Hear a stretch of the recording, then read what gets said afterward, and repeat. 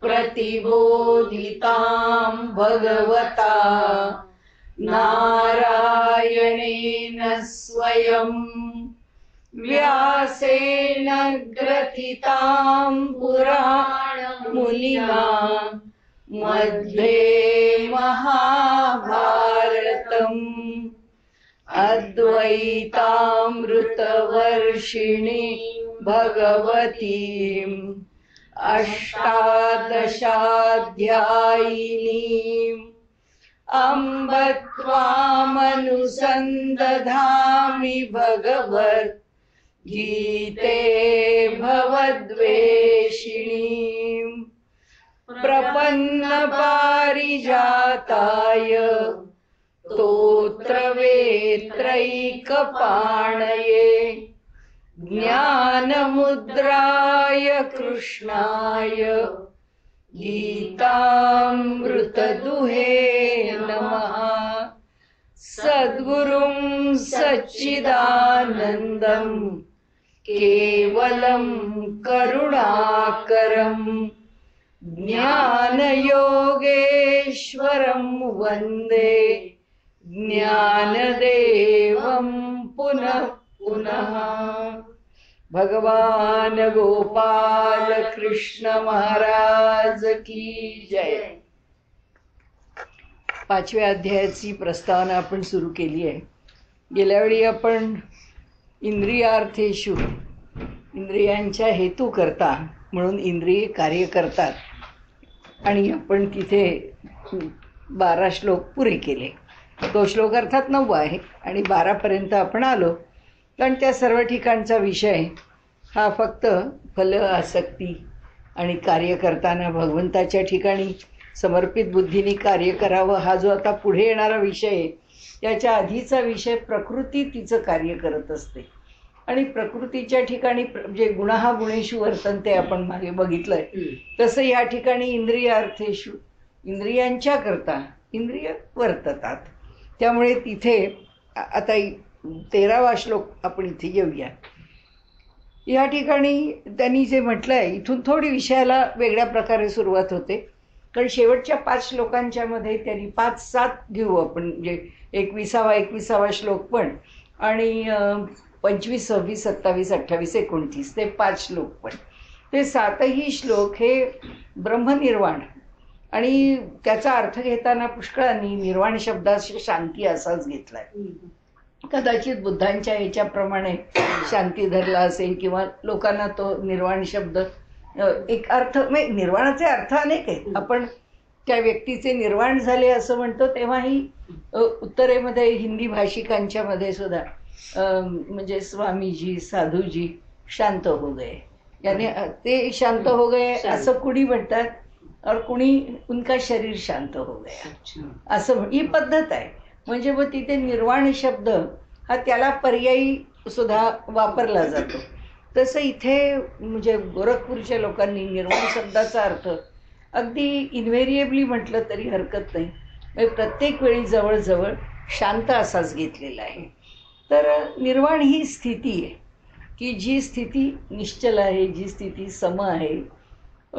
त्यामुळे त्या स्थितीचं वर्णन एकाच शब्दाने व्हावं असं काही नाही आहे, पण ठीक आहे, काहीतरी एक अर्थ तसा तो इथे गीतेचा या 7ही ठिकाणी, की ज्याला ब्रह्मनिर्वाण प्राप्त झालेलं आहे तो ब्रह्माशी एकरूप झालेला आहे. आता निर्वाण ही स्थिती आहे आणि एकरूपता ही भावात्मक स्थिती आहे. म्हणजे देह पडल्यावर आहे वगैरे वगैरे, आपण गेल्या वेळी त्याचा विचार केला होता की 19-20 आहेच त्याच्यामध्ये. जोवर देह आहे तोपर्यंत तो अंतर काही राहतच शिल्लक. तर आता इथे त्यांनी सांगितलं की शेवटी कर्म हे कुणाचंच चुकत नाही. म्हणजे 5व्या अध्यायामध्ये कर्म संन्यास योग असं नाव देऊनच विषयाची व्याप्ती आहे. आता विषय आधी मांडलेला आहे, नाव नंतर दिलं आहे. आपण पुन्हा पुन्हा बोललो आहे की मधुसूदन सरस्वतींनी त्याचं ते नामकरण प्रत्येक अध्यायाच्या ठिकाणी केलेलं आहे. तर कर्मसन्यास म्हणण्याचं कारण तेच आहे. संन्यास म्हणजे सम्यक न्यास, योग्य प्रकाराने ठेवणे. काय ठेवायचं? कर्म. कर्म योग्य प्रकाराने ठेवणे आणि त्या पद्धतीने जोडले जाणे. आता जोडले जाणे परमात्म्याशी, जोडले जाणे कर्माशी व्यक्तीनी किंवा कर्म आणि तो न्यास यांच्यामध्ये केलेला जी जोडणी आहे, तर शेवटी कर्म केलेलं आहे आणि कर्म कसं ठेवलंय किंवा कशा प्रकारे केलंय, तर त्याची जी रीती आहे ती सुद्धा योग, म्हणजे अनेक प्रकारांनी योग शब्दाचा अर्थ आपल्याला इथे जुळणी, अशा अर्थाने जोडलं जाणं, परमेश्वराशी जोडलं जाणं, कर्माशी जोडलं जाणं, विचारांशी जोडलं जाणं, विवेकाने करणं, अशा अनेक अर्थांनी आपल्या मनामध्ये. कारण काय होतं, कोणत्या संदर्भामध्ये आपण त्या श्लोकाचा विचार करतो त्या संदर्भाप्रमाणे त्याचा अर्थ आपल्याला घ्यावा लागतो किंवा आपण घेतो. तर तसं इथे आपल्याला 13व्या श्लोकापासून आहेत कमीच 29 श्लोक आहेत. प्रत्येकातली छोटी छोटी का असे ना, पण एक छानशी संकल्पना आहे. आता ह्याच्यामध्ये त्यांनी म्हटलं की नवद्वारे पुरे देही. पाहिजे आधीचाही भाग वाचू. सर्व कर्माणी मनसा संन्यसास्ते सुखम वशी. म्हणजे सगळी जी कर्म आहेत ती मनसा, मनाने जर संन्यस्य की म्हणजे तिचा जर संन्यास केला, सम्यक न्यास केला, तर आस्ते सुखम वशी. तर काय होतं, तो जो वशी, ज्यांनी मनाला वश करून घेतलेला आहे. कारण मनाने न्यास केला म्हणजे याचा अर्थ मन त्याच्यातनं काढूनच घेतलं, म्हणजे ज्याचं मन नियंत्रणात आलं. साधा विषय आणि सगळ्यात मोठी गोष्ट आहे, मन नियंत्रणात यायचं कसं, तेच तर सगळे खटपट आहे. त्यामुळे त्यांनी इथे म्हटले की सर्व जी कर्म आहेत ती मनाच्या ठिकाणी नियंत्रण आणून, म्हणजे वशी, त्याच म्हणून त्या कर्त्याला वशी म्हटलंय इथे या श्लोकात. तो कर्ता कोण, तर ज्यांनी आपली सगळी मन, इंद्रिय, अंतःकरण वश करून घेतलेलं आहे, तोच सुखी होतो, तोच सुखाची प्राप्ती करू शकतो. आता कुठे, म्हणजे इथे म्हटल्यानंतर आता कुठे सर्व कर्मांचा न्यास मनाला नियंत्रणात ठेवून संन्यस्त म्हणजे ठेवायचा आहे, तर म्हणाले कुठे ठेवला जातो. नवद्वारे पुरे देही. ही नगरी आहे, हा देह ही, या नगरीला 9 द्वार आहेत आणि नैव कुर्वन न कारयत. आता ती पद्धती काय, ह्या देहानी तो अशी धारणा ठेवतो मनाने की ना मी करतोय आणि ना करवून घेतोय. मी कोणाकडनं करवून घेत नाही, म्हणजे मी साक्षीभावानी पाहतोय आणि मी माझ्या हाताकडनं कर्म करून घेतोय, हात कर्म करतायत, म्हणजे ते मी माझ्या इच्छेने करून घेतो आहे. किंवा मी जेवतो आहे तर जेवणाची क्रिया मी अशी करून घेतो आहे, हे सगळं मी पाहतो आहे. साक्षीभावानी पाहणं हे वेगळं आणि ह्या देहामध्ये मी करवून घेणं, म्हणजे पुन्हा तिथे माझ्यातला मी आलाच, करवून घेतो म्हणजे. तर मग हे कोण करतं, तर हे आता येईलच पुढे, ती प्रकृती करते. करणारं दुसरं कोणीच नाहीये, सगळं काही प्रकृतीच्या पातळीवर होतं. त्यांनी पुढे सांगितलंय एक एक नियंत्रणाचा विचार येताना इथेही म्हणायला हरकत नाहीये की घडणाऱ्या सगळ्या गोष्टी ह्या प्रकृतीकडनंच घडतात. आणि म्हणून हा जो शहाणा आहे, जो वशी आहे, ज्यांनी आपल्या मनाला नियंत्रणामध्ये ठेवलेलं आहे असा, आणि म्हणजे मन संन्यस्य, त्याची म्हणजे संन्यस्त झालेलं आहे मन, असा तो वशी आपल्या ह्या नवद्वारांनी युक्त असलेल्या या देहामध्ये जे कार्य घडतं ते मी करतो किंवा करवून घेतो, हा सुद्धा भाव त्याच्याकडे राहत नाही. तर जे राहतं ते प्रकृती आहे, ती करत राहते. जे घडायचंय ते घडत राहतं, व्हायचंय ते होत राहतं. या देहानी जे होईल ते होईल आणि फक्त तिथे काय, माझं मन नियंत्रणात आहे. म्हणजे प्रश्न असा आला की शेवटी निर्णय घेणारी बुद्धी आहे, म्हणजेच अंतःकरण आहे. अंतःकरणाचाच एक भाग मन आहे आणि मनाला त्यांनी पूर्ण वश केलेलं आहे. म्हणजे मन त्या इंद्रियांकडे खेचलं जात नाही आणि मन आपला प्रभाव बुद्धीवरही टाकत नाही. आता ते शांत बसलेलं आहे, ते काहीच करत नाही आहे आणि ते काही करवून पण घेत नाही आहे. इंद्रियांकडूनही करवून घेत नाही आहे किंवा तो बुद्धीला चोदना किंवा प्रेरणा देत नाही की बुद्धी बाई तू कर, मी काही करत नाही पण तू कर, असंही होत नाही. म्हणजे थोडक्यात मन या शब्दाचा अर्थ जर आपण अंतःकरण चतुष्टय असा घेतला तर हे सगळेच्या सगळे कशामध्येही गुंतलेले नाहीत, अडकलेले नाही आहेत किंवा त्याचा संबंध आमच्या कोणत्याही कृतीशी नाही. तर आमच्या देहात जे कार्य होतं आहे ते कार्य हा वशी, म्हणजे ज्यांनी इंद्रियांना वश केलं आहे, मनाला वश केलं आहे जास्त अंतःकरणाला, तो असं म्हणतो की ना मी ते करतो ना मी ते कोणाकडनं करवून घेतो. या देहाकडनं ते घडत जातं. मग हे जेव्हा घडत जातं त्यावेळी त्याच्या बुद्धीची स्थिती काय असते अंतःकरणाची? कारण निर्णय देणारी शेवटी बुद्धी आहे, निश्चयात्मिका बुद्धी आहे. ती पूर्वस्मरणावरती आपल्याला हे कार्य कर असं म्हणत असते, पण कार्य करावंच लागतं. इंद्रियांना प्रेरणा मेंदूकडून जावीच लागते. आता असे बसून राहिलो म्हणजे आपल्याला काही तसा प्रश्न येत नाही कुणी सांगण्याचा, पण ज्याची समज गेली आहे, ज्याला कळत नाही आता काय करायचंय ते, त्या अन्न समोर आहे म्हणून तो नुसतंच बघत राहील. त्याच्या हाताने ते अन्न उचलून तोंडाशी जाणार नाहीये. कारण प्रेरणा कोण देतीये? बुद्धी देतीये. ती बुद्धीची प्रेरणा आहे. म्हणून निर्णय बुद्धीने घेतलाय. म्हणजे मग प्रश्न असा आला इथे की मग न कुर्वन्न कारयन, तू जर करतही नाही आणि करवूनही घेत नाही मग घडतं कसं? हा प्रश्न आहे की जर सगळं तू संन्यस्त केलेलं आहे म्हणजे आपल्याला तेवढाच मुद्दा बघायचा आहे. घडतं कसं? तर त्याचं उत्तर एक आहे प्रकृती. प्रकृती म्हणजे कोण? पुन्हा आपण तिथे चालू त्रिगुण. तर ते त्रिगुणच आहेत घडवणारे की. आणि मग ती कृती, त्याला प्रेरणा कोणी दिली? त्याकरताची प्रेरणा देणारं कोण आहे? त्याकरताची प्रेरणा देणारं जर हे संन्यस्त झालं असेल मन, म्हणजे हे अंतःकरण जर निश्चितपणे न्यास ते बाजूलाच ठेवून दिलंय, ते पूर्णपणाने उदासीनच आहे, ते कोणत्याही कृतीमध्ये भाग घेतच नाहीये, तर मग हे कार्याची प्रेरणा कोण? अंतःकरण नाही देत. नाही, परमात्मा. म्हणजे आमच्या देहामध्ये राहणारे जे दोन आहेत, द्वा सुपर्णा संयुजा सखाया, आता जीवाच्या पातळीवरती किंवा आमच्या चित्ताच्या पातळीवर ते काम होत नाही, ते आत्मेच्या पातळीवर काम होतं. म्हणजे तो जी प्रेरणा देणारा राहतं तो हा राहत नाही. म्हणजे नाहीतर तो सुखी होणार नाही. सुखी शब्द त्यांनी तिथं टाकला की आता त्याला ते सुख मिळालंय, कारण त्याची चोदना नाही त्याची. हे एवढी एकच त्याच्यामधली बारकीशी बाबत आहे की प्रकृती करते म्हणजे कोण करतं? ते त्रिगुण करतात. त्रिगुण करतात म्हणजे काय होतं? बुद्धीला काही करावं लागत नाही. जे केलं जातं म्हणजे अंतःकरणाला त्याचा निष्कर्ष निर्णय काहीच घ्यावा लागत नाही. हे झालं. आता त्याच्या पुढच्या श्लोकामध्ये 14व्या श्लोकात ते म्हणतात की न कर्तृत्वम न कर्माणि लोकस्य सृजती प्रभुः न कर्मफल संयोगम स्वभावस्तु प्रवर्तते. आता उत्तर त्यांनी इथे दिलेलं आहे. प्रकृती करते म्हणून आपण त्याचा उपयोग आधी पण करून घेतला. इथे त्यांनी काय सांगितलं? न कर्तृत्वम म्हणजे म्हणाले की कुठल्याही प्रकारचं जे कर्तेपण आहे, ते जे कर्तृत्व आहे ते भूत प्राण्यांचं कर्तृत्व परमात्मा आपल्याकडे घेत नाही.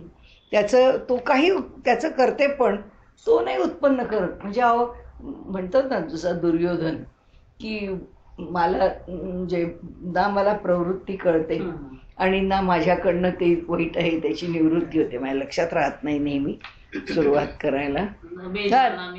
हा नमे जानामी प्रवृत्ती नाही, नमे जानामी न जानामी धर्मम नच मे प्रवृत्ती. हा, मला धर्म कळतो पण माझी प्रवृत्ती होत नाही. जानामी अधर्मम नच मे निवृत्ती. मला कळतं की हा अधर्म आहे पण मी ते काही सोडू शकत नाही. मग कोण करतो हे? तर तो म्हणतो की केनापि देवेन हृदय, तो कोणीतरी केनापि कुणीतरी आहे तो असा की जो माझ्या हृदयामध्ये राहतोय. चित्तेन हृदय स्थितेन यथा प्रवृत्तश्च तथा करोमि. तो जसं मला प्रवृत्त नाही नाही तो हृदयस्थ परमात्म्यावर टाकून देतो. ते प्रकृती करते म्हणत नाही. तो म्हणतो कारण ती स्थिती त्याची कशी येईल. एक आणि आमच्या करता तू म्हणते तसं त्याच्या पातळीवर मान्य करायला काहीच अडचण नाही. प्रकृतीची प्रेरणा आहे म्हणून घडत राहतं. आणि योग्याच्या ठिकाणी किंवा संन्यस्त पुरुषाच्या ठिकाणी ज्याचा कर्मसन्यास झालेला आहे त्याच्या ठिकाणी त्याला काहीच करावं लागत नाही. त्याच्याकडनं काहीच घडत नाही. जे घडतं ते प्रकृतीच्या पातळीवर घडतं आणि त्याचा जो निश्चय होतो तो निश्चय त्याच्या ह्याच्याकडून होतो, आत्म्याकडून. आत्मा त्याला मार्गदर्शन म्हणजे जो हृदय स्थित आहे हृदयामध्ये तो जो परमात्मा आहे तो हृदयातला परमात्मा त्याचं. कारण शेवटी काय 4 भाग आपण केलेलेच आहेत त्याचे. म्हणजे वैश्वानर, नंतर तैजस, मग प्राज्ञ आणि चौथा तुर्यगा. तर तुर्यगा ही प्राप्त करण्याची स्थिती आहे, प्राज्ञ ही त्या ज्ञानाची स्थिती आहे. तर त्यामध्ये हे जे आत्म्यांचं स्वरूप आहे, जे विभाजन आहे, या विभाजनामध्ये जागृती, स्वप्न आणि सुषुप्ती या ज्या 3 स्थिती आहेत, त्या 3 स्थितीतलं त्या आत्म्याचं कोणतं स्वरूप कार्यकारी नाही. तो जो तुर्यगा आहे, चतुर्थम मन्यते, तो चौथा आहे, तो प्राप्त करायचा आहे. मग आपण काय म्हणतो, तो कसा आहे, तो हृदयात साक्षी भावानी आहे, तो आपण जे करतो ते पाहतो, तो उदासीन आहे. मग किंवा साधनेमध्ये म्हणतो आपण की त्या हृदयस्थ परमेश्वराच्या ठिकाणी आपण आपल्या जीवाला किंवा आपल्या चैतन्याला आपण त्याच्या ठिकाणी विसर्जित करावं वगैरे वगैरे. पण तो जो कोणी आत आहे तोच त्याचा देह चालवत राहतो. जसं आपण शुकाचार्यांचं उदाहरण नेहमी घेतो की ते धावतायत, त्यांच्या कानावरती समजा हाका येऊन पडतायत वडिलांच्या, तात तात म्हणून ते बोलावतायत, पण कळतं आहे की हे बेभान आहेत, यांच्यापर्यंत त्यांचे हाक ऐकू येत नाही, पोचत नाही, त्यांना कळत नाही की मला माझे वडील हाका मारतायत. पण वृक्षवल्लींना कळतं आहे की हे हाका आत्मा एकच आहे. त्यामुळे त्या वृक्षवल्लींना कळतं आहे की आता जर त्यांना ती स्थिती नाही आहे, ते वेगळ्या भावस्थितीत आहेत, तर त्यांना त्या स्थितीवर आणू नये, म्हणजे त्यांनी उत्तर देण्याच्या स्थितीवर त्यांना आणू नये म्हणून वृक्षवल्ली ओ देतात. त्यांच्याकडनं व्यासांना ओ म्हणजे हुंकार किंवा त्याच्याकरता प्रतिसाद हा त्यांच्याकडून मिळतो. आणि शुकाचार्यांना त्याचं काही भान नसतं, ते आत्मस्थितीत असतात. संतांचे चमत्कार का घडतात? असेच घडतात की संत, किती संतांचं सांगावं वर्णन, काही संतांच्या बाबतीमध्ये काही गोष्टी ते कुठेतरीच असतात. त्यांचं काम आता हे श्रीखंड्यांसारखा, एक नाथ महाराज तिथे ब्रह्मज्ञानी पुरुष आहे, त्यांना शांती ब्रह्म म्हणतात, त्यांच्या घरात स्वतः द्वारकेचा राणा पाणी भरतोय श्रीखंड्या म्हणून. कुठे कळतं आहे? कारण त्यांच्यापर्यंत ती गोष्टच ते पोचू देत नाही. ती जी गोष्ट घडती आहे, तो आला आहे, राहिला आहे, या सगळ्या स्थितीमध्ये त्यांना अलिप्तच ठेवलेलं आहे. एवढंच कशाला, काहीपेक्षा वेगळं जर म्हटलं तर जे नरसिंह मेहतांसारखे संत आहेत, ते सारख्या आपल्या मध्येच मशगूल असतात. त्यांच्या घरातलं कोणतंही कार्य असलं करायचं तरी ते कार्य करताना ते काही भानावर, ते एकदा रमले की रमले, भजनानंदात रमले की संपलं.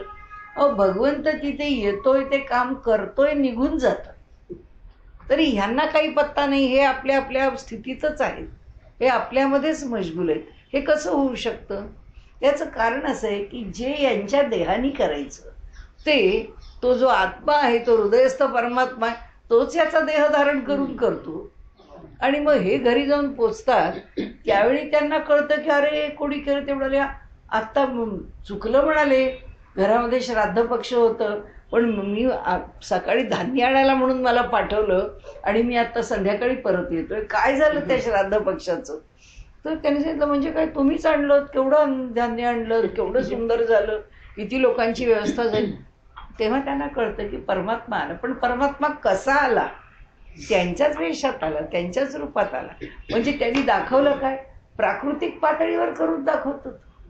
जेव्हा चमत्कार होतो तेव्हा कुणीतरी माणूस येतो, कुणीतरी समोर येतो, कुणीतरी दिसतो, तेव्हा काय होतं? म्हणजे आता तुकाराम महाराजांची लेकच एवढी रडते की मला आत्ता कळतंय की तुम्ही नाही आहात ते, आणि असं कसे तुम्ही, इतकी लाडकी मी तुमची भागू, पण तुम्ही मला न सांगता निघून गेलात. तर ती हट्ट करून दारातच बसते आणि मग रात्री आत घरात जायला तयार होत नाही. शेवटी घरातली माणसं तिला रागावून आत घेऊन ते दार बंद करून ठेवतात. म्हणजे एवढं दार कशी ठेवून रात्री बसतेस तू? दार बंद. ती दारातच बसलेली आहे, दारावर थाप पडते, थाप पडल्यावर ती दार उघडते, दारात वडील. जेव्हा तिला वडील दिसतात तेव्हा ती म्हणते, बाबा तुम्ही मला न सांगता गेलात. ते म्हणाले, हो, तू आता अगदी टाहो फोडलास आणि आकांत मांडलास म्हणून मी तुझ्याकरता तुला दर्शन द्यायला आलो. पण असं म्हणाले पुन्हा करायचं नाही आणि असं मी येणार नाही. मग हे काय केलं? प्रकृती. तू म्हणालीस मगाशी तसं 3 गुणांना जवळ घ्यावं लागतं. ते म्हणाले मला देह धारण करावं लागला ना तुझ्याकरता, त्रिगुणांच्या आश्रयाने, आणि तुला भेटायला आलो. म्हणजे परमात्मा जरी काही करतो तरी तो आश्रय कुणाचा घेतो? गुणांचाच घेतो. म्हणून कोण काम करतं? भक्ता करता किंवा श्रेष्ठ संतांकरता हे प्रकट केलं प्रकृती. प्रत्यक्ष कार्य प्रकृतीचंच होतं, पण ते भगवंत करत असत. प्रेरणा त्याची आमचं चित्त नाही. माझ्या चित्ताच्या प्रेरणेने माझं जीवन चालतं, पण संतांचं जीवन परमेश्वराच्या प्रेरणेने. त्याला जे करून घ्यायचंय त्यावेळी तो करून घेतो. कुणा भक्ता करता काय करायचं? आता लोकमान्य टिळकांसारखा एवढा मोठा सत्पुरुष, त्यांच्या त्या माळेनी जेव्हा सांगितलं माझ्या नातवाला बरं वाटत नाहीये आणि आता काही जगण्याची आशा नाही, कारण आता परिस्थिती अवघड झाली आहे आणि त्यामुळे मला असं वाटतं की तुम्ही सत्पुरुष आहात, माझा नातू तुमच्या समोर आणून ठेवावा, तुम्ही एकदा त्याला हात लावा, माझी अशी श्रद्धा आहे की माझा नातू बरा होईल. घेऊन येतो तो त्यांना, तर ते सांगतात की नाही, तू काही काळजी करू नकोस, तुझा नातू बरा होईल, तुला त्याच्या अंगावर घालायला माझं उपरणं देतो. त्यांनी त्यांच्या अंगावर घालायला ते उपरणं दिलं. तो मुलगा पुढे, तो नातू इतक्या सगळ्या वाईट परिस्थितीमधून तो बरा झाला.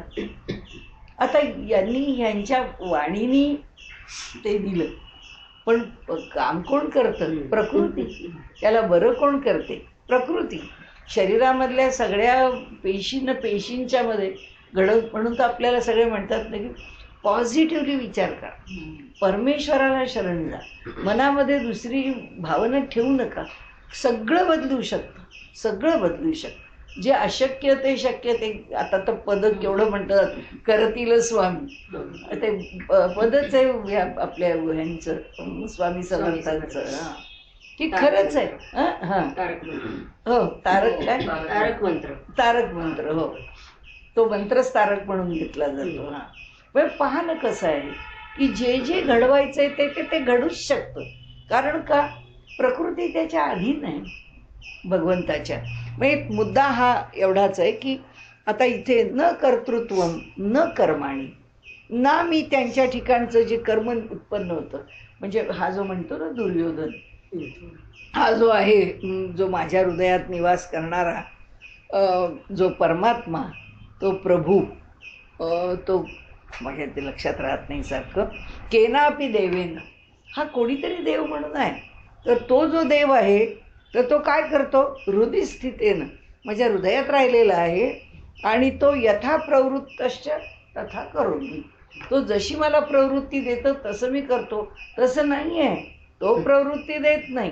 म्हणून इथे भगवंताच्या मुखातून त्यांनी तत्वज्ञान सांगितलंय की न कर्तृत्व, मी ना कोणतंही कर्तृत्व, हे मी माझ्या भूत प्राण्यांचं करते पण ना माझ्याकडे आहे, ना त्यांचं कर्म हे माझ्याकडे आहे. त्यांच्या अंतःकरणाची प्रेरणा आहे. कशाशी जोडलं आपण इथे? ह्याच्याशी जोडलं, मनसा संन्यस्य. त्याचं मन संन्यस्त झालं आणि मग तो विषय माझ्याकडे आला.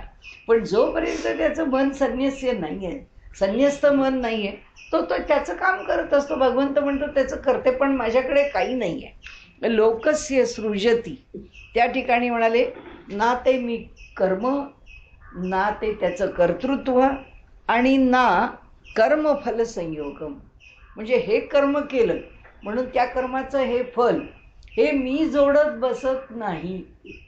हे सगळं कोण करते? तर स्वभावस्तु प्रवर्तते. स्वभाव म्हणजे प्रकृती. ही प्रकृतीच हे सगळं करत असते. मी कोण आहे? तिथे त्यांनी प्रभू शब्द वापरलाय. प्रभू म्हणजे परमेश्वर, वास्तविक स्वामी. म्हणजे प्रभूचे अर्थ अनेक लावले तर तो आमचा स्वामी आहे, तो आमचा मालक आहे. म्हणजे त्याला काय करायचंय ते तो करेल, पण तो तेव्हाच करेल की जेव्हा त्याचं स्वामित्व मी मान्य केलंय. जोपर्यंत मी माझ्या कर्तृत्वाने मी करतोय, माझं कर्म, माझं कर्तृत्व हे जोपर्यंत माझ्याकडे आहे तोपर्यंत परमात्मा त्याच्यामध्ये नाहीच आहे. आणि परमात्मा म्हणतो मी कुणाचं चांगलं, कुणाचं वाईट, कुणाचं काय घडणं, हे जो मनुष्य, देवा तुला माझं कसं बरं बघवलं नाही रे, अरे देवाला काय करायचंय, तो इतका मोठा, त्याला तुझं बरं न बघवायला झालंय काय. आणि त्यामुळे इथे त्यांनी तो एक मोठा मुद्दा सांगितला की ना कर्तृत्व, ना कर्म, आणि ना कर्म आणि त्याच्या फलाचा संयोग, म्हणजे हे कर्म केलं म्हणून तुला हे फल मिळालं, हे सुद्धा मी जोडायला जात नाही. का नाही जात? मी या सगळ्यापासून अलिप्त आहे. मग हे सगळं जग चालवतं कोण? प्रकृती, ती माया, तीच शक्ती. म्हणून आपण एक म्हणजे एक भाग असा ह्याचा प्रस्तावनेचा एक मुद्दाम घेतला होता की जगात असेपर्यंत साधना साधना, अध्यात्म अध्यात्म, उपासना उपासना माणूस काही काही बोलत. म्हणजे काय? म्हणजे आपण फक्त प्रकृतीला जवळ करत असतो. वश वगैरे शब्द नाही आपण वापरणार, पण तिला जवळ करतो किंवा आपण तिच्या अधिक जवळ जातो. म्हणजे आपण काय मिळवतो? म्हणजे आपण शक्ती मिळवतो, म्हणजे आपण सामर्थ्य मिळवतो. मग ते सामर्थ्य काही एक नसतं आणि एका प्रकारचं नसतं. शरीराचं सामर्थ्य असतं. कधी भगवंताला वाटलं की ह्याला आर्थिक सामर्थ्य द्यावं, आर्थिक म्हणजे याची प्रगती व्हावी, याच्याकडे पुष्कळ धन, कारण त्याला काय करून घ्यायचं आहे. जे सामर्थ्य आमच्याकडे प्रकट झालं तर मग आमच्या सामर्थ्यातून त्याला जर काही देहानी कार्य करून घ्यायचं असेल तर तो आम्हाला बलवान करेल. हां, तो त्या दृष्टीने तो आम्हाला जे द्यायचं आहे ते देत राहील. आणि पण ती करते कोण? शक्तीच. म्हणजे तो जे म्हणतो ना, हे सगळं जग निर्माण झालं आहे तरी मी अलिप्त आहे, माझ्यापर्यंत काही पोचत नाही. कारण माझ्यापर्यंत पोचायचं कारणच नाही आहे. कारण जे आहे ते सगळं प्रकृतीचं आहे, सगळं तिच्याकडे सोपवलं आहे आणि काय जे करणार आहे ते तीच करणार आहे. आणि म्हणून इथे त्यांनी सांगितलं किंवा तो करायची वेळी किंवा प्रलयच होईल, प्रलय होईल किंवा काही. जेव्हा समज आता तो प्रलयामध्ये तरी टाकेल आणि नाही तर तो हेही करील. म्हणजे समजा आपल्याकडनं संतांकडनं कार्य करून घ्यायचं, किंवा आता आपण असं म्हणू की मोदींच्या बरोबर ते जे योजना आणत आहेत त्या सगळ्या योजना फलद्रूप करायच्या. किंवा आत्ताच अगदी येणारी घटना आहे राम जन्मभूमीची, तर ही घटना यशस्वी करायला किती कठीण आहे, कारण त्याच्या विरोधातच जास्त शक्ती उभी आहे. आता ह्या सगळ्या आता आपण 22 तारखेनंतर बघूच, त्या सर्व विरोधी शक्तींवर मात करून आणि इतकं त्याचं भव्य प्रदर्शन, इतका तो भव्य सोहळा करण्याचं जे या लोकांनी योजलं आहे, त्याकरता ते त्यांचं काम करतायत, योजना करतायत आणि त्या योजना शिस्तबद्ध राबवत आहेत. पण ते तसं करणं हे शेवटी कोण करताय? प्रभूची इच्छा आहे, त्याची इच्छा आहे. आणि म्हणून तो त्या प्रकृतीकडनं करून घेतोय. कारण का असं म्हणायचं प्रभूची इच्छा आहे? कारण असं की प्रकृती त्याच्या स्वाधीन, अधीन आहे त्याला, आणि ती त्याला अधीन असल्यामुळे ती प्रकृती हे करते, कार्य करते आहे. आणि ती कार्यशील म्हणजे प्रकृती, तू म्हणालीस तसं पहिल्यांदा कोण? म्हणजे भगवान केव्हा कार्य करणार? भगवान तेव्हा करणार की जेव्हा त्याला ते करवून घ्यायचं. तो तेव्हा ते करवून घेतो. तर तोपर्यंत तो त्यात येत नाही. तोपर्यंत, आणि एवढंच नाही, तो जो भगवान करून घेणार आहे, तो करून घेणारा भगवान सुद्धा तो परमात्मा आहे का? ते परब्रह्म आहे का? नाही. ते सगुण रूपाने कार्यकारी झालेलं, मायेचा आश्रय घेऊन राहिलेलं असं जे परमेश्वराचं संकल्पात्मक स्वरूप आहे, तो संकल्पात्मक आहे त्यावेळी, कारण संकल्प केलेला आहे. कारण त्याच्याशिवाय तो मायेशी, शक्तीशी जोडल्याशिवाय संकल्पच होत नाही. त्यामुळे तो कोण आहे? तो सगुण आहे. तो आपल्याला स्वतःला गुणांशी जोडून घेतो, म्हणून तो काम करतो. हे सगळं पक्क लक्षात ठेवायचं की जो अलिप्त आहे तो कशातच नाही आहे, आणि जो याच्यात आहे तो त्या प्रकृतीकडून करून घेतो आहे. आणि जेव्हा त्याला त्याच्या मर्जीने करून घ्यायचं आहे तेव्हाच तो करून घेतो. दुर्योधन म्हणतो मी ते करत नाही, मी ते करत नाही का म्हणतो? त्याचं कारण असं की तो त्याच्या प्रवृत्तीवर जगतो, आपण आपल्या प्रवृत्तीवर जगतो. आपण जर सगळं त्याच्याकडे, अगदी साधी तुम्हाला एक गोष्ट सांगायची तर, व्यंकटेशाला जे दर्शन आहे व्यंकटेशाचं, ते दर्शन काही हे नाही आहे. म्हणजे लोकांना पैसे दिल्याशिवाय, ते रांगेत राहिल्याशिवाय, ते धर्मदर्शन घेतल्याशिवाय वगैरे. आणि पहिल्यांदा तर सगळे पैसे देऊन जातातच. दासगणू महाराज म्हणाले ही अशी रांग लावायची आणि पैशाने तुझं दर्शन घ्यायचं, देवा तुझ्या दारात 24-24 तास बसायचं आणि मग तू दर्शन द्यायचंस, आणि ते सुद्धा धनिकांना दर्शन आधी मिळतं आणि ज्या स्पेशल पास VIP ह्याव त्यों आणि बाकीचे तिथेच अडकतात. मी काही तुला पैसे देऊन तुझं दर्शन घेणार नाही. मी तुझ्या दारात बसून राहीन आणि मग जे होईल ते होईल. तर म्हणून ते बसून राहिले. एक दिवस गेला.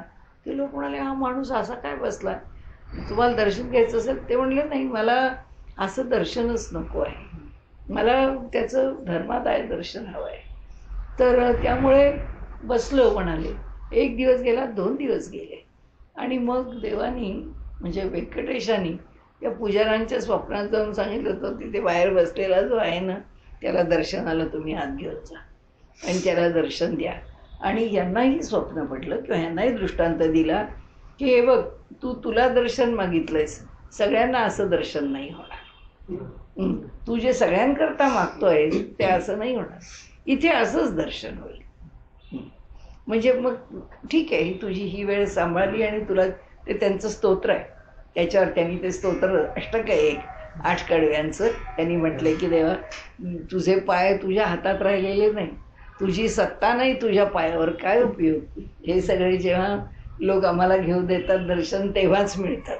तर इथे सांगण्याचा फक्त आपण विषय पुष्कळ इकडे इकडे नेला, पण या सगळ्यामध्ये एकच आहे की मनुष्य जो व्यवहार करतो तो मनुष्याची फसगत माणूस कुणीही जेव्हा आपली बाजू तर्काने मांडायला निघतो तेव्हा तो म्हणतो, नाहीतरी प्रेरणा देणारा कोण आहे, सगळा काही तोच आहे, मग आम्ही वाईट वागलो तरी वाईटाची प्रेरणा त्यांनीच दिली आहे. भगवंतानी इथे सांगितलंय, प्रेरणा मी दिली नाही, तुमचं कर्तृत्व माझ्याकडे नाही, तुमचं कर्म माझ्याकडे नाही, तुमच्या कर्माचं तुम्हाला मिळणारं फल आहे ते माझ्याकडे नाही. हे सगळं काय होतं, स्वभावस्तू प्रवर्तते, ही जी प्रकृती आहे तीच वर्तत आहे. गुणहा गुणेषु वर्तन्ते, त्याचाच इथे पुन्हा भाग इथे स्पष्ट केलाय. आता पुढे आणखीन त्याला स्पष्ट केलं, ना दत्ते कस्यचित पापम न चैव सुकृतम विभुः अज्ञानेन आवृत्तम ज्ञानम तेन मुह्यन्ति जंतवः. आणि जंतवा म्हटलंय, आम्हाला मानव म्हटलं नाहीये. इतक्या म्हणजे इतके क्षुद्र किड्या आहोत आम्ही की का म्हणाले ते, न आदत्ते कस्यचित पापम, म्हणाले मी कोणतंही कुणाचंही पाप, म्हणाले हा मी जरी सर्वव्यापी, विभू शब्द वापरलाय, दोन्ही शब्द लक्षात ठेवण्यासारखे. वरच्या श्लोकात प्रभू शब्द वापरलाय भगवंताच्या इथे, भगवंताकरता, आणि इथे विभू. विभू म्हणजे जो व्यापक आहे, असा सर्वदूर जो भरून राहिला आहे तो. आणि प्रभू म्हणजे जो स्वामी आहे तो, ज्याच्याकडे मालकत्व आहे, म्हणजे असा तो मालक भाव ज्याच्याकडे आहे त्याच्यात. तर त्यांनी सांगितलं, हे बघा, तुम्ही पाप केलं म्हणून ते पाप मी ग्रहण करत नाही. न चैव सुकृतम, ना तुमचं पुण्य मी ग्रहण करत नाही. मी दोन्ही घेत नाही, मी तुमचं पापही घेत नाही, मी तुमचं पुण्यही घेत नाही. दोन्हीचाही मालक मी नाही, मी त्याच्यात पडतच नाही. ना दत्ते कस्यचित पापम न चैव सुकृतम विभुः, असा हा जो सर्वव्यापी परमात्मा आहे तो कोणाचंही पाप घेत नाही, तो कोणाचंही पुण्य घेत नाही. अज्ञानेन आवृत्तम ज्ञानम तेन मुह्यन्ति जंतवा. पाप किंवा पुण्य माणसं का करतात, की जे क्षुद्र असे जीव आहेत, जे आमच्यासारख्या अविद्येने ग्रासलेले आहेत, मायेने मोहित झालेले आहेत, असे जे जीव आहेत ते हे कशामुळे करतात हे कार्य, पाप किंवा पुण्य दोन्ही, ते अज्ञानेन आवृत्तम, अज्ञानाने ज्यांचं ज्ञान झाकवलेलं आहे त्यामुळे त्यांचे व्यवहार योग्य अयोग्य होत राहतात. आता त्याच्याकरता तर आपलं अज्ञान जितकं कमी होईल तितकं आपली कृती अधिक ज्ञानाच्या जवळ जाईल. आपण काही 100% थोडे ज्ञानी होणार आहे हे तर निश्चितच आहे, पण निदान कमीत कमी आमचं होत जावं अज्ञान, जास्तीत जास्त ज्ञानाने युक्त व्हावं. त्यामुळे भगवंत सांगतो, दासबोधामध्ये आपण बघितलंय की पिठे दासबोधात समर्थांनी सांगितलं की हे बघा, म्हणाले तुमचं ज्ञानही, तुमचं पापही ईश्वर घेत नाही, तुमचं पुण्यही ईश्वर घेत नाही, किंवा कोणी संतही घेत नाही, कोणत्या देवताही घेत नाही. आता ज्ञानेश्वरांच्या इथे गेलात आणि तुम्हाला ज्ञानेश्वरांच्या समाधीपाशी स्थानाचं महात्म्य का, तुम्ही त्या जागेवर जाता कशा करता, त्या स्थानाचं महात्म्य एवढंच आहे की जेव्हा ती व्यक्ती ते स्थान सोडून निघून जाते त्यावेळी, आता आम्ही त्यांची समाधी तिथे उभी केली तर ज्ञानेश्वरांची जी सगळी पुण्य आहे ती त्या समाधीपाशीच आहे. आणि त्यांना त्यांच्या जीवनामध्ये जेव्हा हा लोक आहे तेव्हा या लोकामध्ये 100% पुण्य आणि पाप काहीच नाही असं नसतं. पाप असतंच. त्या स्थानाशी सुद्धा घडत जाणारे जे दोष असतात ते तिथे पापात मग चिकटतच असतात. कुणी नाही नीट पूजा केली, लोकांनी भ्रष्टाचार केला, काय जे त्याच्या आसपास त्या स्थानावर चालतं ते पाप तिथे पडतंच आहे. आणि त्या सत्पुरुषाचं पुण्य तिथे आहेच आहे.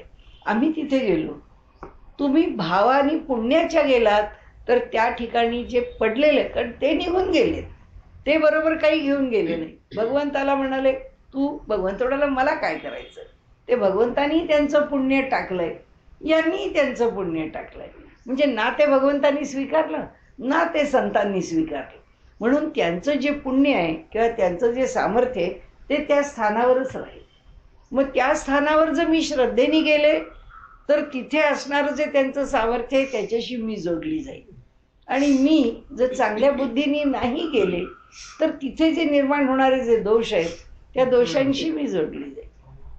त्यामुळे इथे त्यांनी सांगितलंय, त्यांनी सांगितलं की मी कुणाचंही पाप घेत नाही, मी कुणाचंही पुण्य घेत नाही. आणि म्हणाले काय आहे की हे ज्ञानाला ज्या अज्ञानाने आवृत्त केलेलं आहे त्या, हे काय दगड आहे ह्याच्यात काय आहे, याच्यात काही अर्थ आहे का असं म्हटलं तर म्हणा ना, तिथे काही ती मूर्ती किंवा ती भगवंताची पिंडी काय असेल ते काही तिथे लगेच याला शाप द्यायला उभं राहतील, तुम्हाला शिवी घालतील, तर मला काय करायचं. जे काही दोष घेऊन जायचा असेल तो दोष घेऊन जाईल. आपले गुरुजी नेहमी मला एक सांगत असतात, ते म्हणाले हे सगळं केलेलं माणसाचं वर्तन चांगलं वाईट जे काही असेल तर वाईट वर्तन सुद्धा म्हणाले किती काळ राहतं. ते म्हणतात वाईट वर्तनाचं निसर्गाचं चक्र आहे. आता मला काही अजून ते वचन मिळालेलं नाही, पण ते मला सांगतात नेहमी की म्हणाले ते सायकल 12 वर्षांनी पूर्ण होतं, त्यांच्या दृष्टीने 10 वर्षांनी. ते म्हणाले 10 वर्षांनी भ्रष्टाचाराने घेतलेली वस्तू, केलेलं पापाचरण ते सगळं बाहेर पडतं. म्हणजे त्यांचं म्हणणं ते सारखे सांगत असतात, मला नेहमी म्हणतात की बाई नाही हो म्हणाले, सगळं कलियुगामध्येच फेडायचं, इथल्या इथेच 10 वर्षाच्या पुढं थांबावंच लागत नाही, अशी त्यांची एक पक्की धारणा आहे. थोडक्यात काय की कलियुगामध्ये जसं अल्प पुण्य केलं तरी सुद्धा ते पुष्कळ आम्हाला दोष निवारण करतं, तसंच आहे केलेलं अल्प पाप सुद्धा अल्प काळातच आम्हाला भोगावं लागतं. पुण्य सुद्धा केलं तर इथे आम्हाला लगेच त्याचा दाखला मिळतो. म्हणजे थोडक्यात या इथे पाप, आता कलियुग म्हणायचं का नाही माहीत नाही, पण जे पाप आणि पुण्य आहे ते ज्या उत्कटतेने केलंय त्याची फलं भोगावीच लागतात. म्हणून तिथे त्यांनी जो म्हटला हा 14वा श्लोक आहे, ना दत्ते कसे नाही 15वा, कस्यचित पापम न चैव सुकृतम विभू. मी असा एवढा व्यापक असलो तरीसुद्धा या कश्चित जीवांनी केलेले जे पापपुण्य आहे त्याच्याशी मला काय करायचं आहे, मी त्यात कधीच पडत नाही. त्यांचं अज्ञानाने आवृत्त असलेलं जे ज्ञान आहे त्या ज्ञानामुळेच हे जीव मोहित होतात आणि त्यांना जे वाटतं तशा प्रकारची कृती करतात. म्हणजे पुन्हा एक मोठा हे दिलेला आहे त्यांनी एक आपल्या पुढे काय म्हणूया सिद्धांत. तर इथे ज्ञानेन तु तज्ज्ञानम म्हणजे तत् अज्ञानम येषाम नाशितम आत्मनः तेषाम आदित्यवज्ञानम प्रकाशयति तत्परम. परंतु आता हे अंतःकरणातलं जे अज्ञान आहे, इथे ज्ञानेन तु तत् अज्ञानम, ते जे अज्ञान आहे ते कशाने होतं, येषाम नाशितम आत्मनः, ते अंतःकरणातलं जे अज्ञान आहे ते आत्मज्ञानाने नष्ट होतं. म्हणजे थोडक्यात काय आहे, आपल्याला जे सारखं सांगितलंय ना, काहीतरी उपासना करा, काहीतरी नामस्मरण करा, काहीतरी भगवंताच्या करता काही यज्ञादी करा, पोथी वाचा, काय असेल ते, पण काहीतरी चालू राहू दे की जे त्या प्रांताकडे नेणार आहे ते आमचं अज्ञान थोडं थोडं तर दूर करील. आणि त्याच्यामुळे आमचं दूर होणारं जे अज्ञान आहे ते अज्ञान ज्ञानाचा प्रकाश देईल. कसा देईल, जसा सूर्य आहे त्या सूर्याच्या किरणांनी जसा पूर्ण अंधकार नष्ट होतो तसा आमचा अज्ञानाचा अंधकार जो आहे तो नष्ट होऊन जाईल. म्हणून आमच्याकडून आम्ही ज्ञानाची प्राप्ती व्हावी याकरता मी त्यांनी काही म्हटलं नाही आहे, पण त्या सच्चिदानंद परमात्म्याला तोच आम्हाला प्रकाशित करून देईल, जो ज्ञानाचा किरण आहे, आमच्या ठिकाणी जो उदयाला येईल. म्हणजे सांगण्याचा हेतू इथे किंवा मुद्दा त्यांचा काय आहे की अज्ञान हे शेवटी आत्मज्ञानाशिवाय दूर होणार नाही. ही त्यांची सगळ्यात मोठी बाबत. आता आत्मज्ञान आमच्या ठिकाणी निर्माण होण्याकरता काय, तर तिथे आता सांगायला त्यांनी सुरुवात केली आहे की तद्बुद्ध्या, तद आत्मना, नंतर तद निष्ठा म्हणजे तन्निष्ठा, तर तत्परायणा, हे सगळे त्यांनी सांगितले. म्हणजे काय की ज्यांची बुद्धी त्याच्याशी एकरूप झाली आहे, म्हणून तद्बुद्ध्या तद आत्मना, किंवा त्यांची जे मन आहे ते तदाकार झालं आहे, आत्मा शब्द मनाकरता वापरला आहे. मग तन्निष्ठा, ज्यांची निष्ठा त्याच्या चरणी राहिलेली. निष्ठा म्हणजे काय, सगळंच आमचा आचार, आमचा व्यवहार, आमचा काही करायला घेतलं तरी त्याचंच स्मरण आहे. म्हणजे कधी कधी असं होतं ना की काही काही साधू पुरुष आपल्याला जेव्हा काही सांगतात किंवा उपदेश करतात, तेव्हा त्या उपदेशामध्ये किंवा तुकाराम महाराजांचे कोणतेही अभंग वाचावेत किंवा हे करावं, तर सारखं मुळे भगवंत भगवंत भगवंत, आपलं वाटतं हे किती तेच तेच तेच तेच आहे. ते त्यांनी सांगितलं ती परायणता आल्याशिवाय, कारण तो एकटा एकच सत्य आहे, तुम्ही कशात फिरत राहाल. म्हणजे ती कलाच आम्हाला साधली पाहिजे. काय की आम्हाला मनाला कळलंय की त्याच्याशिवाय दुसरं काही नाही. त्यामुळे रुचकर काय आहे, मला काय आवडावं, ज्याचा स्वाद मला आवडेल, ज्याची रुची मला आवडेल, ज्याचं स्मरण मला आवडेल, असा खरं म्हणजे तो असावा, की त्याच्याशिवाय काही खरं नाही. त्याच्याशिवाय काही खरं नाही हे आपल्या प्रत्येक विचाराच्या मागे, वृत्तीच्या मागे एक अधिष्ठान असावं. आणि दुसरं काय असावं, कारण हे सगळं झालं तर बाकीचं कर्म करायचं आहे. ते कर्म करताना हे कर्म मात्र योग्य प्रकाराने घडावं आणि ते कर्म आपल्याकडनं घडत राहावं. म्हणजे बघा कसं दुहेरी भूमिका आहे. तत्परायण म्हणताय. परायण म्हणजे तुम्ही सगळा धर्म सांभाळा, आचार सांभाळा, तुमचं दैनंदिन कार्य सांभाळा, व्यवसाय सांभाळा, जे जे म्हणून तुम्हाला करणं गरजेचं आहे ते प्रत्येक तुम्हाला करायचं आहे. पण ते सगळं करताना त्याच्या मागे जी भावना आहे ती भावना ईश्वर स्वरूप आहे. म्हणजे पूर्वी बघा बायकांना काय बाळणपण काही कमी होती, घरामध्ये लहान मुलं काय कमी असत, सारखी लहान मुलं, लहानाची मोठी, किती जिकिरीचं काम आहे. हल्ली एक मूल लहानाचं मोठं करणं म्हणजे असं वाटतं की फार अवघड आहे, हे कसं काय पुढे सांभाळून न्यायचं. पण तेव्हा बायका घरात पाठोपाठ कुणाची ना कुणाची तरी मुलं लहानाची मोठी करावीच लागत असत. पण कधी कुणी कंटाळा नाही केला. त्याला बाळकृष्णच म्हटलं की ते लहान मूल म्हणजे बाळ कसा खेळतो, कसा हसतो. म्हणजे मला आश्चर्य असं वाटलं की, म्हणजे वाटतं म्हणा, की ज्या बायका म्हणजे आता माझ्या आईसारखी बाई 92, 93, 94 वय, 94व्या वर्षी सुद्धा टी व्ही बघत असताना त्या टी व्हीवरचं एखादं गोड बाळ आलं, हा काय लेकरू कृष्णासारखं आहे. तर काय त्या 92, 94व्या वर्षी त्या लेकरामध्ये एवढी रुची असायची. पण नाही, तो भावच आहे. लहान मूल दिसलं की ते तसंच दिसतं. किती म्हणजे माझी काकू मला नेहमी आठवतं की तीही गाणी असलेलं मूल, तिच्या त्या कामगार कल्याण केंद्रामध्ये ती काम करायची.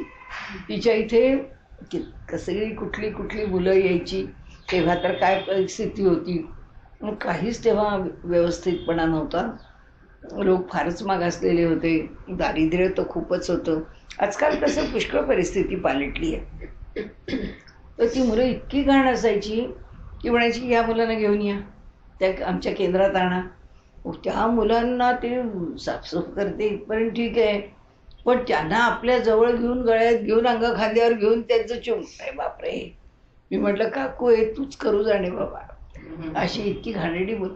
म्हणजे भाव बघा काय.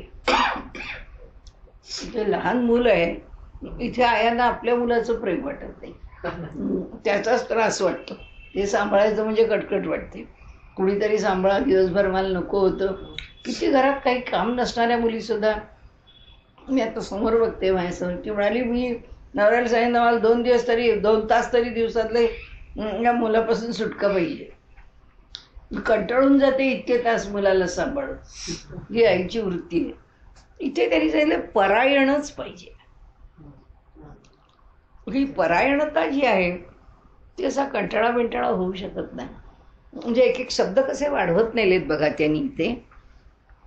तद्बुद्धया म्हणजे त्याच्याविषयीची जी बुद्धी आहे ती बुद्धी तिथं तद्रूप झाली. आधी बुद्धीच्या पातळीवर सांगितलं. तद आत्मनः मन त्याच्याशी एकरूप झालं. या दोघातून तन्निष्ठा त्याच्याविषयी निष्ठाच निर्माण झाली. जी बुद्धी ठेवली मन ठेवली जरा थोडं पातळ पातळ आहे, पण त्याच्याविषयीची निष्ठा अधिक वर आहे. आणि त्याच्या पुढे तत्परायणा हा तत्परायण म्हणजे दुसरं काही राहिलंच नाही. ही जी परायणता आहे एकावरती एक आहे. पुढे म्हणतात गच्छन्ती. त्यावेळी काय होतं अपुनरावृत्ती पुन्हा या लोकामध्ये यावं लागत नाही. ज्ञान निर्धूत कल्मषाः कशामुळे यावं लागत नाही? कारण हे सगळं करत गेलं की त्याच्याविषयीचं ज्ञान दृढ होतं आणि ते ज्ञान आमची सगळी पापं नष्ट करून टाकतं. आणि सगळी पापं नष्ट होतात म्हणून आम्ही किंवा ती व्यक्ती ह्या पुनरावर्तनाला येत नाही. आणि म्हणून शब्द किती छान वापरला आहे त्या ठिकाणी. अपुनरावृत्ती पुनरावृत्ती होत नाही. म्हणजे बघा आता कसं आहे इथे कर्माच्या बाजूनी विषय सांगतायत आणि या कर्मामधलं त्यातून निर्माण झालेलं ज्ञान सांगतायत. जेव्हा ज्ञानाच्या बाजूनी बोलतो तेव्हा ज्ञाने परिसमाप्ते ते ज्ञानाग्नी नष्ट होऊन जाते. म्हणजे ज्ञानाग्नीमध्ये आमची पापं आहेत. ती ज्ञानाग्नी आमच्या सगळ्या पूर्वजन्माच्या काय संचित आहे, काय आमचं तिथे राहिलेलं घेतलेलं या जन्माचं प्रारब्ध आहे सगळं नष्ट कोण करतं? ज्ञानाग्नी. मग तिथे जेव्हा ज्ञानप्रधान असतो तरीसुद्धा कर्माची फळं नष्ट होतात सांगतात. इथे कोणत्या बाजूनी जातात? कर्माच्या बाजूनी जातात. पण कर्माच्या बाजूनी गेल्यावरती सुद्धा म्हणतात काय की हे जे ज्ञान आहे हे ज्ञान काय करतं तर सगळी कर्म धुवून टाकतं. म्हणजे पापात्मक कर्म धुवून टाकतं, आम्हाला शुद्ध करतं. म्हणजे एका नाण्याच्या 2 बाजू आहेत. कर्म काय किंवा ज्ञान काय. आता चाललंय हे सगळं भगवद्गीतेत असंच. ते सारखं आपण लक्षात फक्त घ्यायचं. प्राधान्य कर्माचं धरून ज्ञानाला बघायचं का ज्ञानाचं प्राधान्य धरून कर्माला बघायचं. म्हणून इथे त्यांनी सांगितलं ज्ञान निर्धूत कल्मषाः. ज्ञानाने ही सगळी पापं आहेत, कल्मष आहेत, ती सगळी धुवून टाकलेली आहेत.